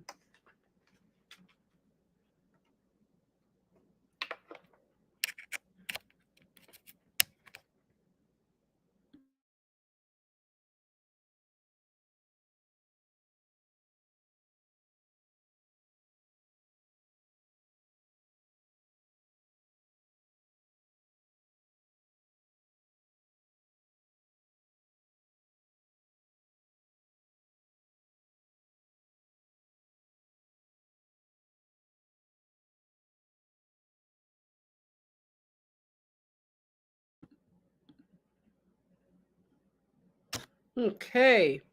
Hey, DeWolf, you're here, both in black and white. Yeah, look at that. Truth be told, any kid who is hell bent on becoming a star, even when they get tired, if their parents don't push them, they're complete psychos. Mm. Yeah, so here we are, Tupac and Selena. And I want you to look at these pictures, okay? You see Selena with a t shirt. They're all wearing Tupac t shirts. And you see one of those Kardashian Jenner girls has one on. And the guy next to her, that was somebody who dated one of the Kardashian Jenners, one of the Jenners, yeah. I think his name is Tigger. What's his name? Tigger the Tiger. But he has on Tupac shirt. And the whole Tupac thing with the bandana, that whole look. You have another Selena there. I'm going to put her on a sort of, she's on a watch list because I'm seeing something weird with her. I'm putting her on a watch list. So you have Selena with the Coca-Cola branding. So she was, a big star before she was assassinated. And you can see the other Selena there. So she has a Coca-Cola sponsorship as well. And did she play her in the movie? Let me know. Or did Jennifer, I think it was Jennifer Lopez, right? So you have Drake here with a Selena t-shirt on and her date of birth and date of death. I just find all of this to be very ghouly. But again, I want to see what you think about a few things. So we're going to talk about Tupac Shakur right now, a little bit. So when you think about Tupac Shakur and what influenced him, his mother, Afeni Shakur, who was a Black Panther. She was one of the Black Panther women that has been, just made to be legendary, iconic, like Kathleen Cleaver, Angela Davis, Assata Shakur, Afeni Shakur. So they were the women of the revolution. And then you can see Afeni here with a crowd of people. And she had moved to New York City. So they lived in Harlem and I think the Bronx when they moved to New York.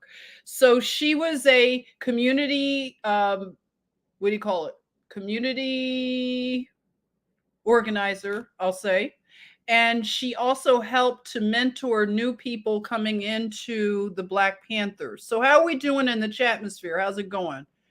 We don't, Tyga. I need help with these crazy names. Taiga, Tiga, Taiga. That was Taiga. And do we have any Russian bots? I just want to know. Are we bot free right now? Because sometimes I get on a roll and I don't see the bots. I don't want the bots messing with you.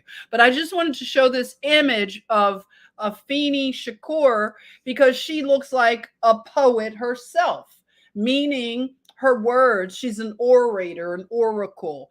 Somehow the women of the movement, the party, they were very important. Their voices were very important. So you can imagine how she influenced her son. So she names her son after the Incan emperor Tupac Amaru. Okay. So you have her naming her son at 1 years old. Like Karen told us, his original name at birth was Lassane Parish Crooks, born in 1971.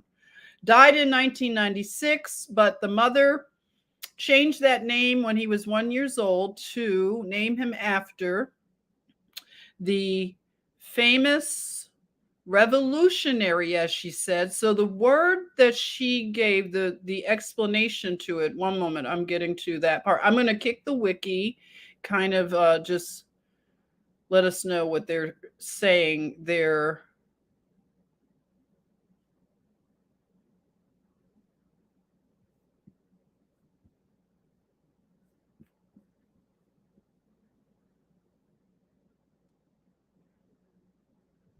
By the way, his mother, while I'm looking for that, his mother was really good at representing herself in lawsuits. She was in trouble for something that had happened. A lot of those, you know, when they got infiltrated and all the violence, the cop killings and all the stuff, the bank robberies. I don't know what they were involved in, but it was so much stuff they were getting, arrested for.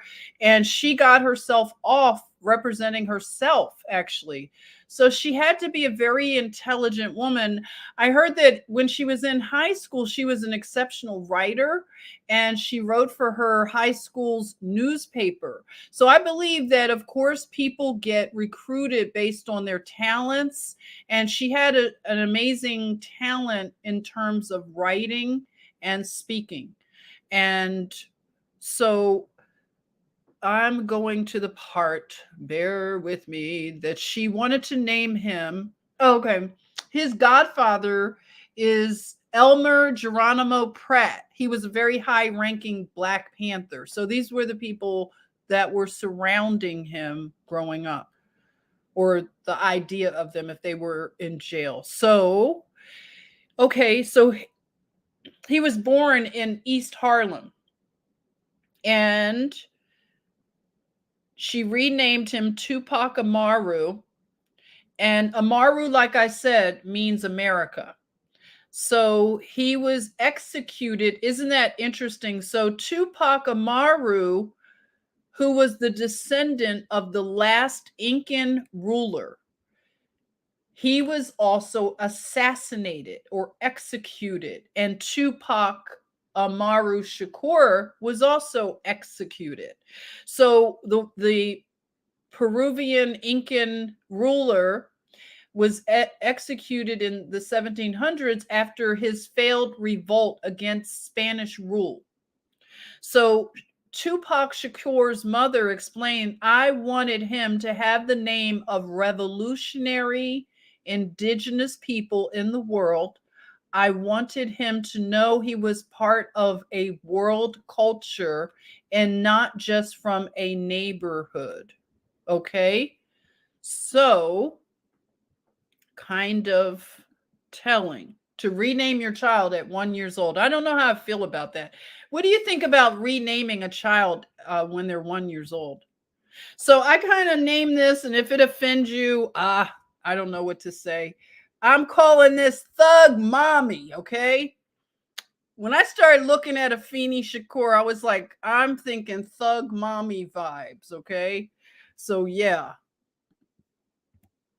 And being a Panther, and you could kind of, you heard the narrative that so-called She was married to a man, and turned out that she had a Maury Povich moment where that man found out that he wasn't the daddy of Tupac, and that divorce happened. She remarried another man. That divorce happened. She found herself, I guess, spiraling down, and she was addicted to crack. So Tupac moved away because of that, and so he had some, you know, I guess issues. They were estranged for a while, and to reconcile with his mother, he did this ode and homage to his mother called Dear Mama. Okay, yeah, Thug Mommy. Yeah, that's what I'm calling her. So yeah, so here we are. We're going to kind of see what's going on. So when you think about Black Panther, things like that, I'm not going to go into all his arrests, but you know the kind of story. Tupac started getting in trouble, arrested, and all the time put in jail, and problems with his record label. You know about Suge Knight, the East Coast, West Coast rap wars, right? So you got warfare that's brewing between an East Coast and a West Coast. How stupid. When that was happening, I thought it was stupid. You can now see that it was definitely instigated, and you could see everything that happened from all of this internal warfare, just cities erupting in gang warfare. These men were the symbols of a lot of it. They were gangsters, thugs, the thug culture, and all of that comes with it. The gang hand signs, West Side, all of that.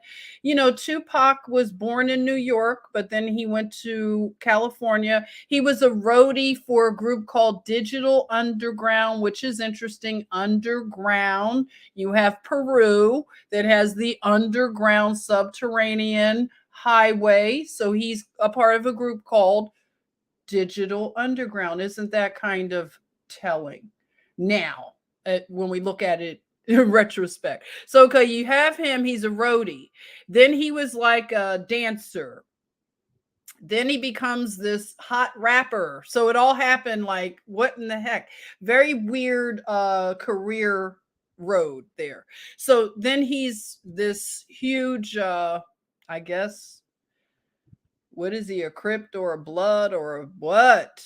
It's all crazy. I don't like any of it, right? So then you have some of his arrest pictures. Now he had a really interesting connection to a woman named Leila Steinberg. Does anybody know about Leila Steinberg? I want to tell you about this woman because I found this to be very telling in terms of his grooming. And I did say grooming. So Leila Steinberg, let me tell you about this woman. Just have to locate her hyperlink. How's it going, everyone? So Tupac also moved to Baltimore. That's where he met, by the way, Jada Pinkett Smith, which is Will Smith's wife. So anybody who doesn't keep up with this stuff, don't worry. We keep up with it for you. Don't worry if you don't know about this stuff. But I found her hyperlink. Okay, so Leila, let me just do this other wiki that they were saying.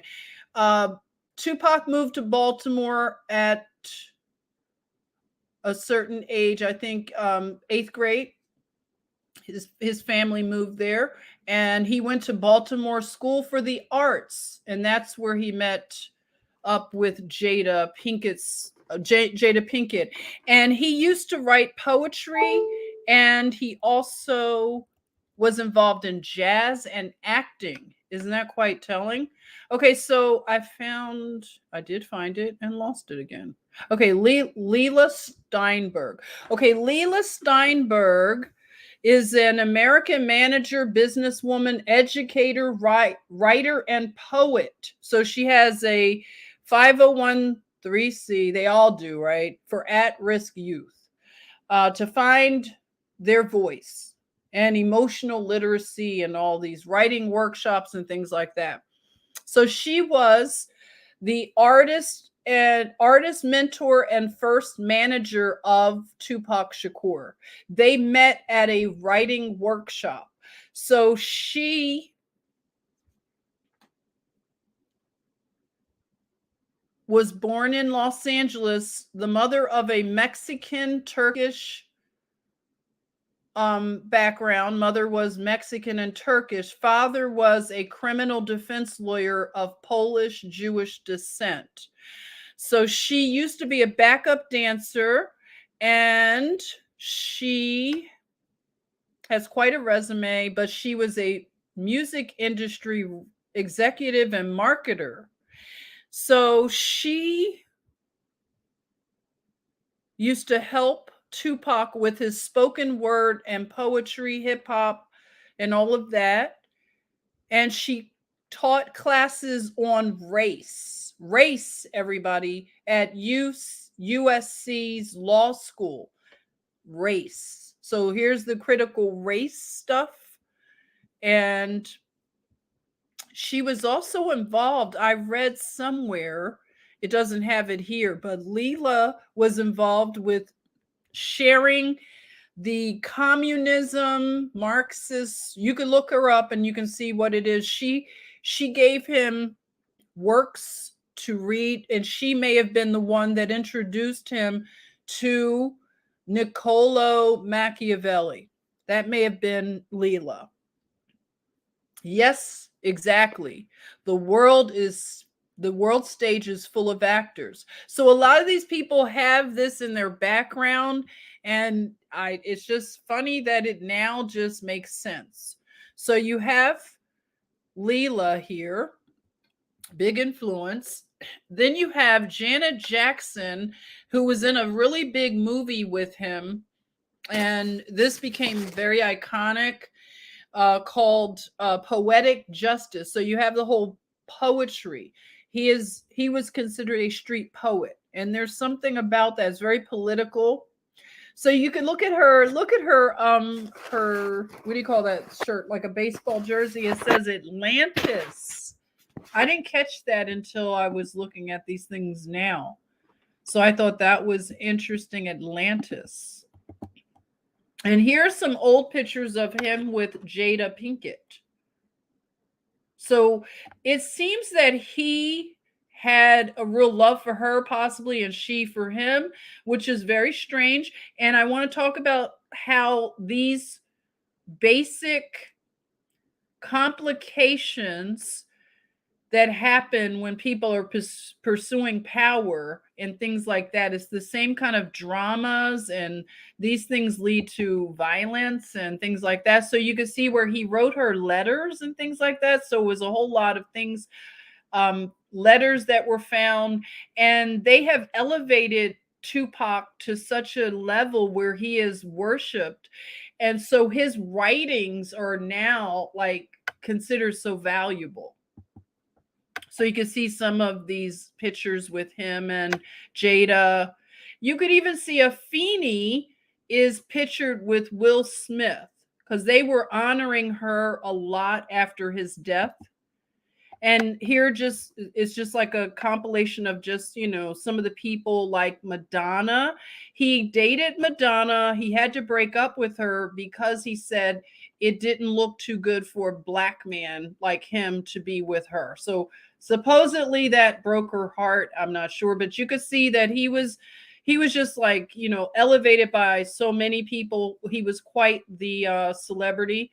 And this was interesting to me, and this is where I want you all to look at this a little extra and help me, because I cannot tell if these are all actual pictures.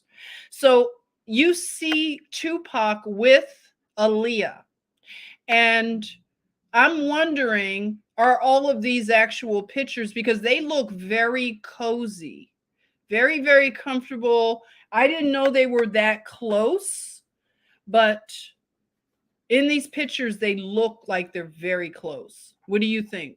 Did you know this?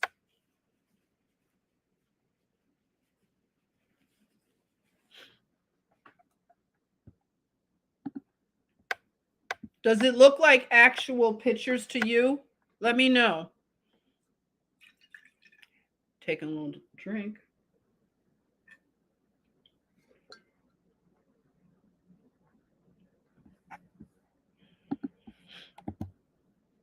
Now, this one here is interesting. I want you to take a look at the picture with, you see Biggie. He is like, shooting the bird there, but yeah, this was the attitude, of Biggie and these people. They're just like, angry, right? He looks like he was always angry. So they look like they're on an airplane, and you see Tupac and Aaliyah. Isn't that interesting? They're all on a plane together. It just looks like they're all into something, like they work together more than in the music industry, if you feel what I'm saying. What do you see? They look real to you, Gemini? Okay, good. I just wanted another set of eyes to look at those pictures and see, did they look to be authentic? They did to you as well, Tenye? You believe the pics were real? They all ran together. Okay, good. I'm glad. I just needed another set of eyes. You said they could be Photoshopped, Tina. I'm just wondering, But okay, look at the one. I think this picture is real. The one on the airplane, because all of it looks like it's just all part of the same lighting and everything like that. But again, don't you find that, yes, very eerie that they all died? Isn't that very, it's just the way they're there together. Rob, wow, all these young people are, yes, as well as now Robin, she went to high school with Left Eye Lopez, so she knew her back in Philly. Yeah, because she's from Philly, Left Eye was. So yeah, so they're all gone. And then what's weird about Left Eye, Lisa, she died in Central America. So it's just a lot of weirdness around it. But I just think it's a very fascinating thing. Now, does this look real to you all? Because this is also interesting. You have, it's like the Dead Poet Society, right? You have Selena, you have Aaliyah, and you have Tupac Shakur. So they were all buddies. Like, what's going on, right? Looks kind of interesting here. Does this look like an authentic picture? I want your opinion on this one as well. Because when I look at pictures, sometimes I'm looking for these things. I'm like, I never knew this connection between these people, but I've just find this now to be, it all seems to fit something. Something's fitting here. Do you see? Does it look real to you? Sean says Photoshop. Does it look Photoshop to you? Anybody else have an opinion? Alan says, wow, that picture gives me goosebumps. Isn't it deep, Alan? Alan, I was tripping. I couldn't wait to share this with you. Isn't it weird? DeWolf says, this one looks sus. Okay. Nixon, you said, I don't think so. Shadows look off. Okay. So that's what I just wanted to. Amber says Photoshop. You think Photoshop. Okay. This one looks Photoshop to you now. Okay. So some of them don't look too. That's the thing. When you start looking at some of these pictures, you kind of say, I don't know. Now, what do you think about this? Does this look real or Photoshop to you? So this is Aaliyah and Selena, which of course, celebrities knew each other, but I just never thought of these two, kind of crossing over, or they look really chummy in these pictures. So again, looking at the others, and it just Gemini is saying it looks photoshopped. Just touched up, not photoshopped. So Johnny Borealis thinks that they're actually together in these pictures, but it's touched up, like edited. Okay, so I see what you're saying. So we have sort of a kind of a half and half here. But look at this now together. So when you think about Tupac Shakur, and he did that album cover where he's crucified like Jesus on the Machiavelli, and you see him with the crown of thorns and the blood on his face. I mean, I'm looking at this now and it's very, very disturbing. So it says Tupac Shakur, then and now, and then that's the symbol of his foundation that his mother started based on the tattoo that he has on his back. He had that cross on his back, and in the picture below him, he founded, did anyone know this? He founded a gang called the Outlaws. The Outlaws. So you see them with the snake. So I want to show you that this is what we're looking at. This is the Brotherhood of the Snake. And Quetzalcoatl, the plumed serpent. And you think about, this is all connecting the Americas, and there is something going on beneath the surface that I'm starting to see a connection here with that snake brotherhood. So this is something that I wanted you to look at and see if you see these connections too. So you see Selena with the bubble gum. It's just an attitude I'm looking at. And she's got the t-shirt with Tupac. I am just like, I am wondering what in the world. So I'm going to talk about Quincy Jones and his daughters in a bit, but I want to talk about Niccolo Machiavelli for a minute, okay? So Niccolo Machiavelli, he was a diplomat, okay? An Italian diplomat, an author, philosopher, and historian. And he was known for his political treatise, The Prince. He wrote it in the 1500s. And he's been called the father of modern political philosophy and political science. Okay. So he was a senior official with the Republic of Florence, diplomat and military affairs. And he also wrote comedies, carnival songs, and poetry, which was interesting. And he worked with when the Medicis, he was very in close with the Medicis, or the Medicis, however you want to say it. So his name came to evoke unscrupulous acts. Okay. So his work, The Prince, is something that men are required to read when they are going to be powerful men. These are, men that groom their sons to go after power. They want them to read The Prince by Machiavelli, and they want them to read The Art of War by Sun Tzu. So basically, in the Machiavellian novel, The Prince, this is where political deceit and deviousness is taught. And basically, they say he is a teacher of evil. And he was born in Florence. He was the son of nobility, and he just has a really crazy family himself. But Caesar Borgia was his inspiration, like I said earlier. So Caesar Borgia was the illegitimate son of a pope, a Spanish pope, and they lived in Italy as well.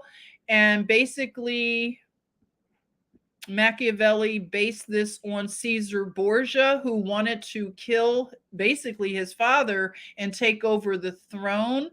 He was waiting for his father, I guess, to die, or he was going to kill his father. And he had been a mercenary also. So he was part of an assassins group. So he taught that war can be fought non-traditionally. So war being fought through using agents. And remember, they were often hired by popes and Vatican City is its own country. Okay, so they would hire these mercenaries to go and murder their enemies and take over countries. And if anybody plays a game called Assassin's Creed, this is based on, I mean, they give a lot of interesting information in Assassin's Creed about the brotherhood of the assassins. And this is what we're talking about. So when you think about really violent cities and things like we're dealing with in we've talked about it before in California. This is basically everything, this whole spiritual warfare, everything that we're fighting. This is because of these groups that have come down through the millennia, and they have usurped power and overtaken thrones. This is Game of Thrones. And a lot of the kings, they have all these outside children, and again, this causes problems. You're just going to get one kingship when you think about it, because somebody's going to have sons that are going to want to outdo somebody. So it's really hard to keep it going in a line of heirs, because there's always someone who's jealous. And this is what we found with Cain and Abel. So it's no different. This family drama keeps playing out, rinse and repeat. So it's no different with Caesar Borgia and his family. So Caesar Borgia, I want to read this from the game Assassin's Creed. Caesar Borgia, he was deformed. His face was deformed. It says he had the new disease, and the new disease caused him to wear a mask when he went out in public. So remember, I showed you all those pictures of the creepy masks over there in Italy. I'm wondering what connection it would have, because Caesar Borgia had a deformed face, and this is from syphilis outbreaks that happened. So he had to wear a mask. And I just thought that was very... Oh, here's the sword. Remember I talked about the sword from the picture? It's called a Schiavona sword. Okay. So he was very well skilled in using a Schiavona sword, a common sword, a wheel lock pistol, and a dagger and a crossbow. So he was a really skilled fighter. He also did a lot of bullfights. And I just want to say on the record that bullfighting is very abusive to animals. There is no point in somebody proving that they can dominate a bull. This is something that has to be, we have to deal with this as well. When we're talking about human rights abuses, it doesn't even matter if we don't add the animal kingdom in. So I just want to appeal to all of you, when we are looking at the abuses and tyranny, please do not forget the animal kingdom. I want to start bringing them into my conversation more and more. Okay. So Caesar Borgia, he fought the bulls, and there's a rumor that Caesar Borgia was the lover of Leonardo da Vinci, and he is the reason why they did the pictures of Jesus the way he looks. I just want to say that I'm seeing things to show that that's just a rumor that was started. He did get technology from Leonardo da Vinci when he wanted to get weaponry for his warfare, but I don't believe the rumor about Caesar Borgia being the likeness of Jesus Christ, because there are pictures of people, artist renderings of Jesus Christ that predate Caesar Borgia. So I just want to say that I no longer give that any credence. So I just wanted to just share that in terms of this Caesar Borgia family. Okay, so he had a lot of drama. He actually had a relationship with his sister, and he got very jealous when she saw other men, and he would kill the other men because he was jealous. His sister again learned how to poison people. So this is what the art of war and this type of Machiavellian warfare, this is when they deploy agents. Okay, so this is why we've had all of these things happening. Agents, um, Caesar Borgia even trained 180 concubines to go out and become assassins. So here we have the women who have learned how to use their sexuality to become spies for, you know, one side. They will honeypot the other side. So we see how all this has really developed. You have the mafia type of setups and things like that. So this is where they learn all of this intrigue. This is where they learn this type of warfare, this subterfuge, this, they go in and they basically take over from within. So this is, yeah, the sisterhoods. I'm glad you, yes, like the Game of Thrones, exactly. So let's go to this right now. Quincy Jones. I want to bring a connection with Quincy Jones's daughters. So Tupac Shakur dated one of Quincy Jones's daughters named Kadada. And Kadada, she, you know, she's a rich kid. She's the daughter of Quincy Jones. I mean, Quincy Jones could be a live stream in itself. I'm not going to get into his whole story, but he's a really foul, ghoulish guy. And I suspect he's done a lot of gross things when I look at different people that he's been tied to. Very, he's always given me a bad feeling every time I look at him. You may recall one of his daughters here. She's on a TV show, Parks and Recreation. She's, you know, pretty popular actress.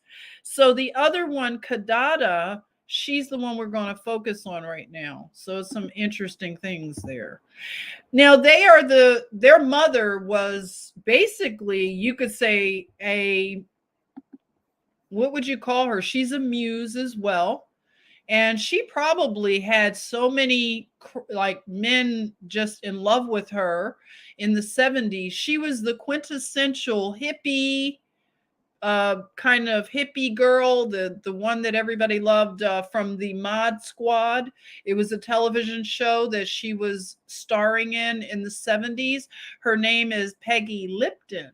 So who knows about Peggy Lipton? You said spy or assassins. Yep, old as time, Tracy. I won't say the name. You know, sometimes the bots don't like when you know I say certain names. So I'm glad you put it in there. Exactly. Spies. Spies. Yes, the Mod Squad. Exactly.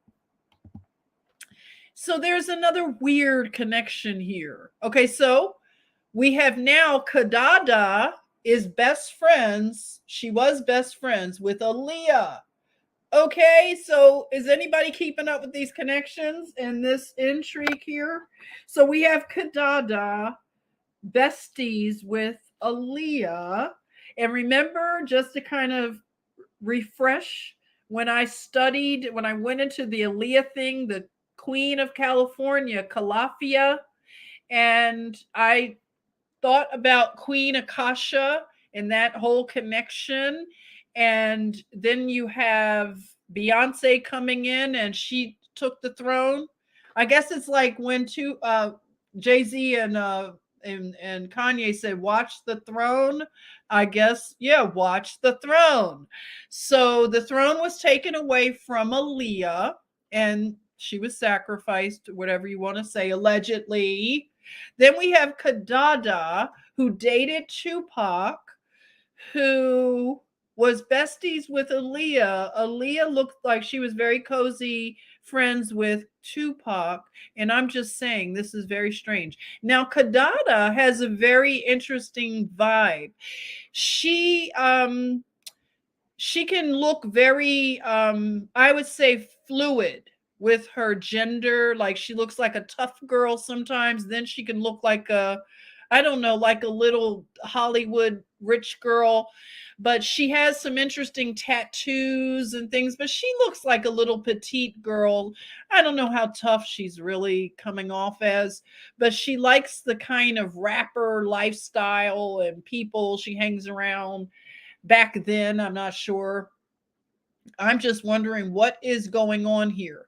So there are a lot of pictures of her and Aaliyah that I just chose not to share because they're very odd, the two of them.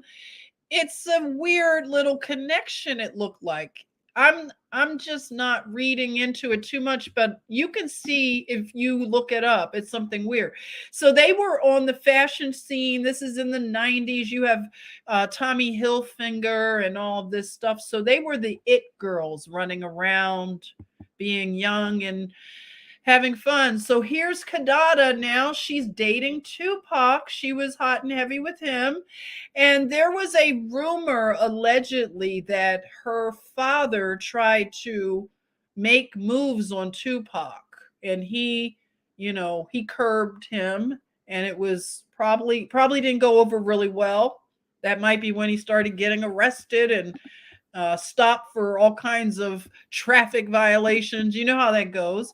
This is the picture I wanted to show you. She has a tattoo of Tupac on her arm. So, what do you make of that? Isn't that very odd? Sunny D, hey, hello, Jen. I finally caught alive. Hey, how are you? I'm glad you're here at class. We're tying in popular culture. We're doing antediluvian. We're making all kinds of crazy connections here. So we're talking about this whole thug life and thug culture in the Americas. Where does it come from? It seems to be coming from an ancient line of tribal. Could it be giants? Could it be Nephilim? Anything like that? And they taught warfare to the people. They taught how to make weapons. They gave secret knowledge of the occult sciences. And this is how we have the cities that erupted, that were the cities of Cain. So I am connecting and finding out, why is our country in the fix that it's in? What's going on? But I'm starting to see that the street poets and politicians and revolutionaries, they've all been working together, the brotherhood and sisterhood. They've all been working against us, and they've been playing roles. Just like Shakespeare said, all the world is a stage. So I'm bringing these connections here to say that I see something. I don't always say it, but I see it. So here we have the legacy of Tupac Shakur. You can go anywhere on this, what I want to call it, a planet. Should I call it a planet? What's the best word to call this thing? A world realm, right? So anywhere you go, you will see the impact of Tupac Shakur. When I was in Cuba, they have Tupac Shakur murals and things like that. And you can find Tupac Shakur, oh gosh, listen to me. Tupac Shakur murals all over the world. He is worshipped. People think he's alive. He lives in Cuba. I mean, all kinds of things are believed. What do you think? Do you believe he's alive? Tell me. What do you think?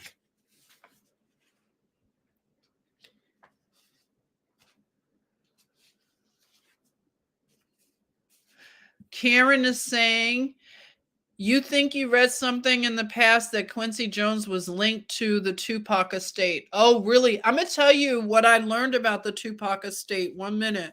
I'm going to get to it because I was shocked at this too. I'm trying to find something.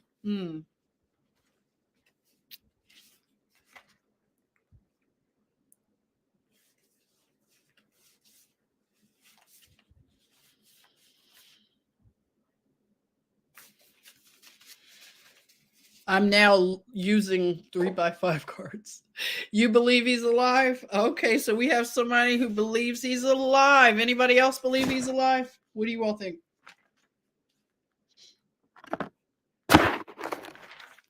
So, you know, a lot of actors, activists, when you think about the root word actor, activist, a lot of these activists, they have theatrical backgrounds. Isn't that interesting? And when you think about an activist, I thought about this. In order to be an activist, you have to be an actor because you have to always like bring up the offense, like the anger all the time. Because not everybody is going to stay angry all the time about anything. So when you have to be an activist, you have to be able to turn that anger on, right?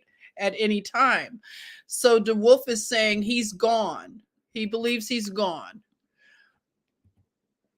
So here's Afeni Shakur. When Tupac died, it seems like, you know, of course she was elevated to a status, very high status. And there was a movie, All Eyes on Me. And I hear that Afeni was angry about a lot of things that were being done in Tupac's name. She was the sole beneficiary. His biological father tried to come forward, and she pretty much like told the court that he had nothing to do with his upbringing and he should not be included in his estate. So the judge ruled in favor of the mother and the father got nothing. So anyway, she sued a lot of people for doing things. She's really good at lawsuits. You know how it is, like some people are really good at lawsuits and stuff. So she won some lawsuits and I guess she got some things shut down that was going on. And there was even a hologram concert with Tupac. And I'm just saying, I find this to be highly ghoulish. I would never, ever, ever watch a hologram concert. I don't think I have, at least. But anyway, there's a YouTube show called Tupac Tuesdays. Tupac Tuesdays, if you want to head over there. But they I guess they were laughing when they were reviewing the hologram performance. I guess it sucked. Did anybody get to watch the hologram concert of Tupac?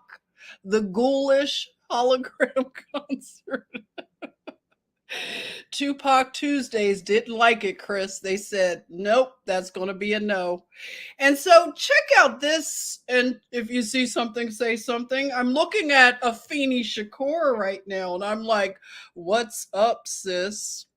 What's good? You're standing in front of I don't know. Those are that imagery of her son being a Christ figure. I don't know how that's not going over too good with me. I'm just saying. I'm looking at something. It doesn't look too good. Now, Afeni started an entertainment company.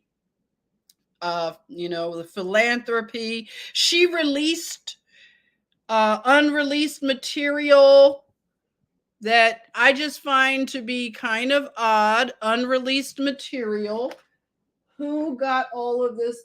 Like, come on now. Unreleased stuff. What else? She had lost tapes. Isn't that convenient? Hey, I found some tapes from my son. What the heck? So she has lost tapes, master recordings. Well, she did rather. And she had a holding company for all of Tupac's unreleased material. And she was the sole owner and lost tapes, did I say?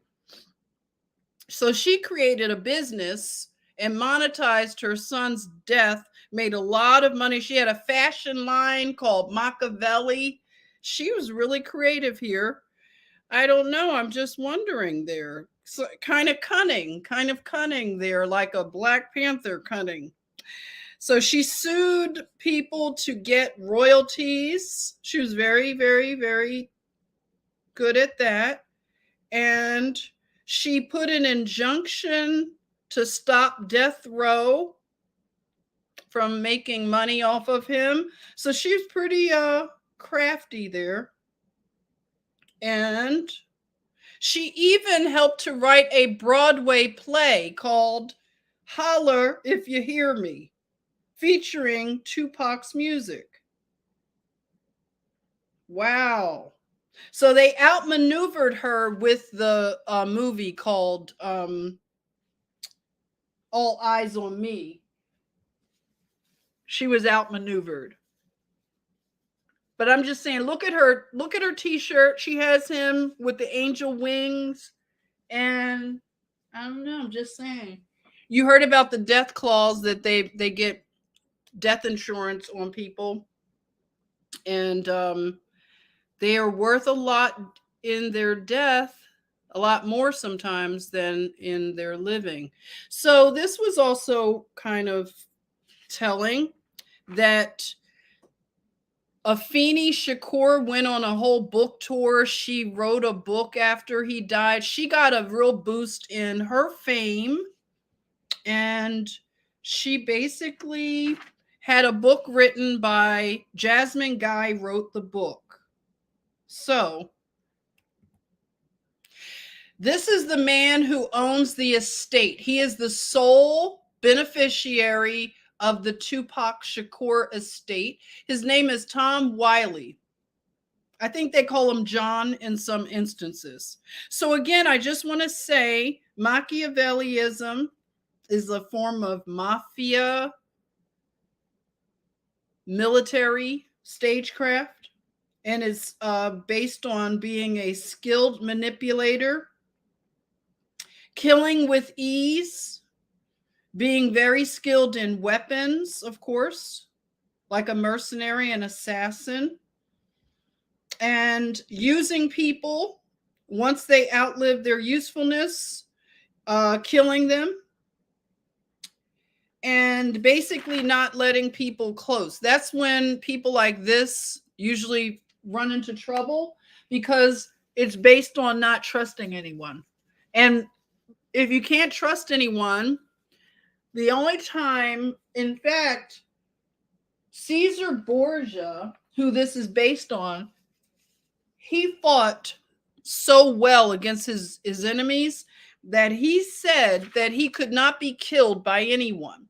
He couldn't be killed by anyone but, this was the but. That means somebody who's close to him and basically who would betray him, because this is how he lived his life. And this is how people are taught to live their life, is to not trust anyone, to not let your guard down. And that's where they usually get it. So let's see. What else? It was something about, yeah, he said he was immune to being executed. And he could only die from being worn down. So being defenseless by repeated attacks, like all the time. And also being shot by a hidden gun. So that means betrayal by a friend. So when people live this type of life, that's the ways that they get done in. It's usually by a friend or family member, somebody very close. And, you know, they have like Legos of the Colosseum. And, you know, it's kind of like a laugh, kind of, you know, probably a laugh at us that they know we'll never, you know, learn how to do this kind of knowledge, this secret occult stuff, you know. So they have so many toys and we still don't gain understanding of this stuff. We learn about it, but then we don't, you know. So this is it's just one of those things that now these things mean something different. You know, when we think about the Colosseums and how we have the sports arenas and the way they treat the, you know, the games and basically the gladiators, the modern day gladiators, and the assassins, the brotherhood, the thugs. This is the people they send around to do espionage, to now they do propaganda. They're the writers, the poets, but they're also the criminals. They're the outlaws. And I want to say something about the Outlaws. This was the gang that Tupac Shakur founded. When he died, his mother supposedly had him cremated immediately, like the day after he died. Now, his ashes were given to the gang here called the Outlaws, and they smoked his ashes. Okay.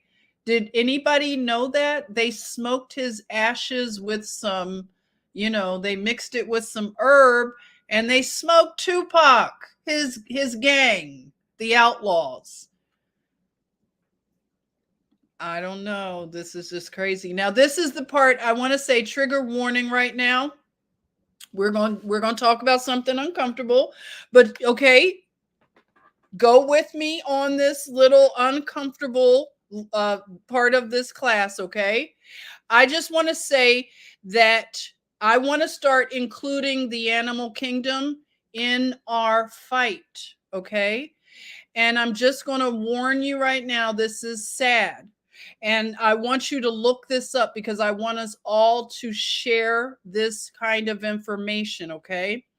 This here is a dolphin. And right now, there are people that are shooting dolphins, okay? Look it up. Fact check me. In Florida, they are finding dolphins that are being shot right in the head. They are shooting them, okay? I want to know, can we please start to add the animals into our prayers? Can we please? Because God loves them so much. They are so innocent. And in this world, they are being abused to no end. They are being killed and slaughtered. Everything that you can imagine that they do to humans, they are doing it to animals. And it's got to be cleaned up. It's got to be judged. And also, I want to do something on the indigenous people of the Americas. I will be covering more of these things, but I want to say that a lot of the things that we were taught about the indigenous people, that they worshiped animals, they worshiped nature, that's not true. A lot of it is not true. These were narratives that were spoken against a lot of them, and it was not true. This was a way to vilify them and then to bring in religion and convert them to Catholicism. So a lot of them did not worship animals. They loved animals and cared for them. These are different tribes, so you can't just say all the tribes were the same, but there were some that were very respectful of the land, and they knew that there were sacred sites that were being built over by, the Catholic Church, the Vatican. And in a lot of these caves and things, these underground labyrinths and caverns, they have found giants. And I want to start talking about these giants, okay? The indigenous people, some of them have found bones, and these bones have been taken, okay? When you think about the British Museum and things like that, they have taken a lot of these artifacts, and they've killed the people, genocided the tribes, and they have just come and done so many horrible things. So the indigenous people, they knew that these giants existed. There are some instances where the giants' bones and things were worshipped, and they were set up in, maybe like an altar type of thing. And where they have some of the places where the giants were still alive, like over in Afghanistan, there are some examples where some of the soldiers had to go over for different missions, and they had to pick up some cargo. One of them gives a report on the in the documentary I want to share with you. He gives a report of picking up this large, like, entity, this large person. And he said that it was real musty and smelly, and they had to board this, giant onto the plane. And he got a look at the giant. He got a look at the feet. It was just, he said it was unbelievable. He said this thing smelled like someone who hadn't taken a bath in like 10 years. It was horrible. But there's a lot going on. And a lot of people have seen a lot of things when they go over to Afghanistan and places like that. So I want to talk about this a little bit more coming up. And, I just want to say that a lot of the people have loved nature and loved the animals. And I really hope that we can remember the animals as we fight for freedoms. And so, of course, I have to make you laugh a little bit here at the cosplay of it all. So you have, I don't know, this guy, he's dressed up as a Tupac impersonator. And I'm just laughing, right? So you see, and a lot of people that love to do cosplay, of course, on the Renaissance. So, you have the Ren fairs, and some people take this stuff way too far, right? The Burger King, Aaron's. Exactly, the Burger King. So let's see what else. I know I'm missing a lot of things I want to talk. So, I have to make you laugh with the Instagool. This is going to become a regular feature based on the inspiration of Paul Romano. So if you were doing an Instagool, here you go. This is a funny one.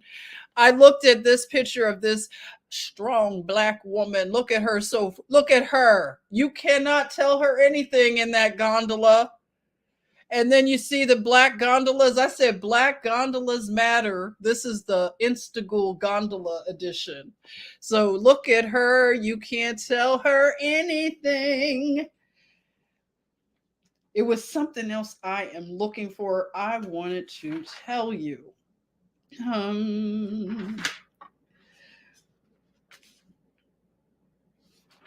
Oh, darn.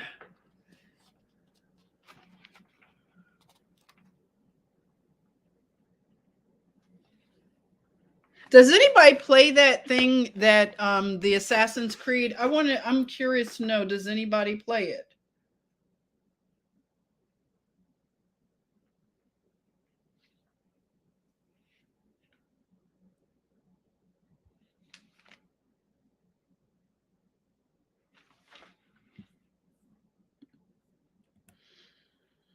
And of course, this is interesting. This is some artwork. And you see the Moors, and you see how fancy these gondolas are. So this is like, yeah, I guess, look at that. Yeah. Everybody's over there in the gondolas. No big deal, everyone. And I just thought this, when I initially showed you this, when I saw them out there in those masks outside, the gondoliers, this is exactly, I rolled my eyes. I'm so over it. Are you over it? I hear a lot of people are just the ones that went along with it. I hear they're starting to speak up. They're so fatigued from this, so over the whole thing.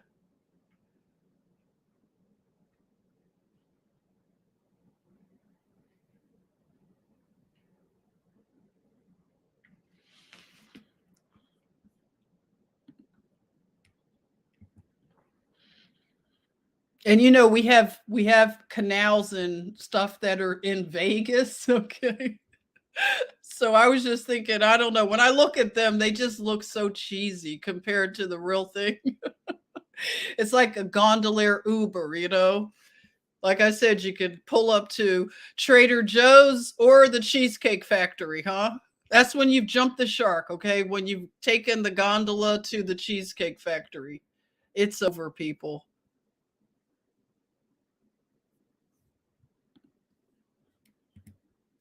And if you recall back in 2020, this is going to tie in with the whole thing about the dolphins. The canals cleared up so much that you could see down into the water. It was like clear. And they saw dolphins just all through the canals. They saw birds that they didn't normally see, swans and all kinds of things like that. So the canals clean, they, with the lockdown, it was amazing. So I just wanted to show you that. Look how clear that is.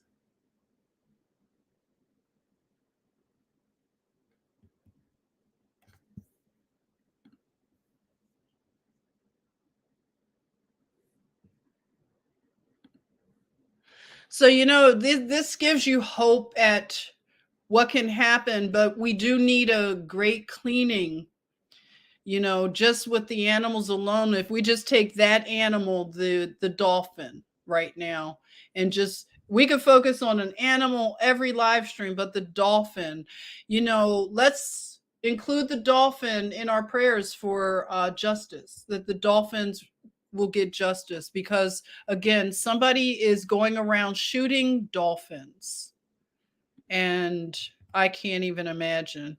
So yeah, people, of course, until you post it on social media, people don't believe it. But there was a woman who shared that here's an unexpected side effect of the pandemic.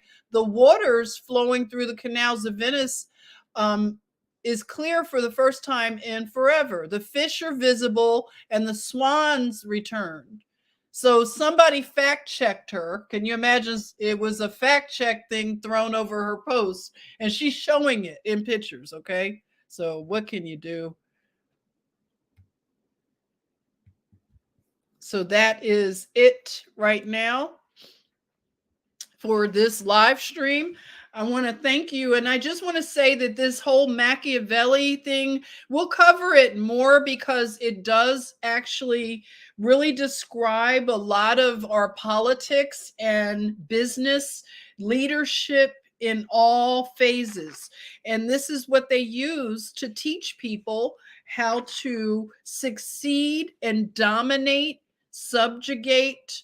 They're into so many evil practices for money, fame, and power. And let's see.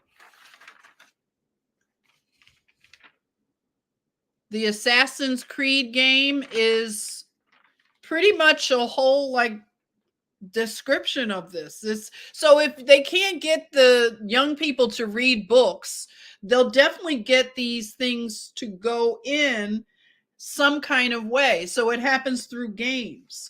And the Machiavellian philosophy is how to become a skilled manipulator, like I said earlier, to find an alternative of war through using, like I said, spies, poets, anybody, okay, to fight in an underground way. Isn't that funny? Underground. And, you know, this whole thing with the crazy throne, you know, Game of Thrones, and you see how we as a human family have a lot of daddy issues. And, you know, I guess when you're looking at people, you have to look at were they acknowledged by their dad, because a lot of these, you know, people in these dramas, they wanted acknowledgement from their dad, right? Just acknowledgement. But a lot of people didn't get acknowledged, you know, when they have these kind of family setups. So that's one of the things, like, to vet people, you can find out were they acknowledged at least by their dad, because people that aren't acknowledged by their fathers, it's a lot of issues, a lot of things going on. So we have a lot of healing to do in the human family. And I think that's it for now that I can think of, but I will cover more as we go along.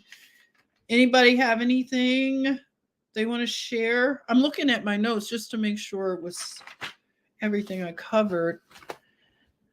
Tenye says, wow, we do have a lot of daddy issues collectively. And that's what I'm seeing, Tenye. It's a collective pain that we have as the human family. And it does go back to daddy issues. And that's why a lot of people have a hard time to soften their heart to God as a father, you know. So that's why I keep saying the whole thing is that I see is repatriation. This is all repatriation. It's a lot of hurt and, you know, a lot of orphans out here. But that's, you know, the human condition.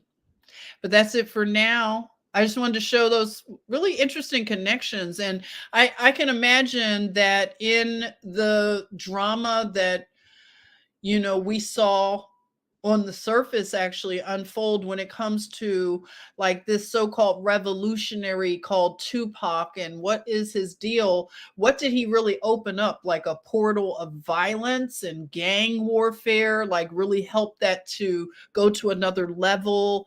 And then when you look at the pictures of him and these other dead poets and muses, they just all look like they were working together. I don't know. That's just the feeling I'm getting.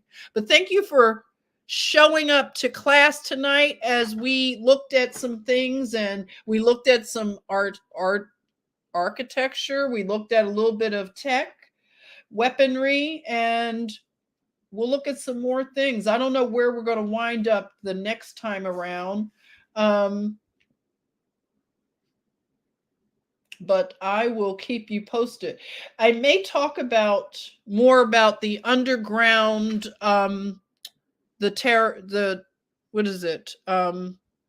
Subterranean world. I may talk more about that, but I'm going to put the link to the documentary. Okay. So thank you all for being here with me. Thanks for going to Venice, to the Roman Empire. I will come back soon. Oh, you know what? I just wanted to add like this Machiavelli, this like Borgia, he was trying to take over the central part of Italy, which would mean the Vatican. So this is how ambitious this guy was. So we'll talk more about that later, okay? But again, thank you. I will see you soon. I don't know when, I don't know how long I will be doing some research and things, but if you want to tip your hostess, of course, this is where you can do it. And I want to thank you in advance. I want to tell you that I love you, bless you all, and share your comments below. If you forgot to say something, I read your comments, okay? And I love to see your comments, everything you share with me, okay? Take care. Bye. Love you all. Good night. Good night, Robin. Thanks for coming.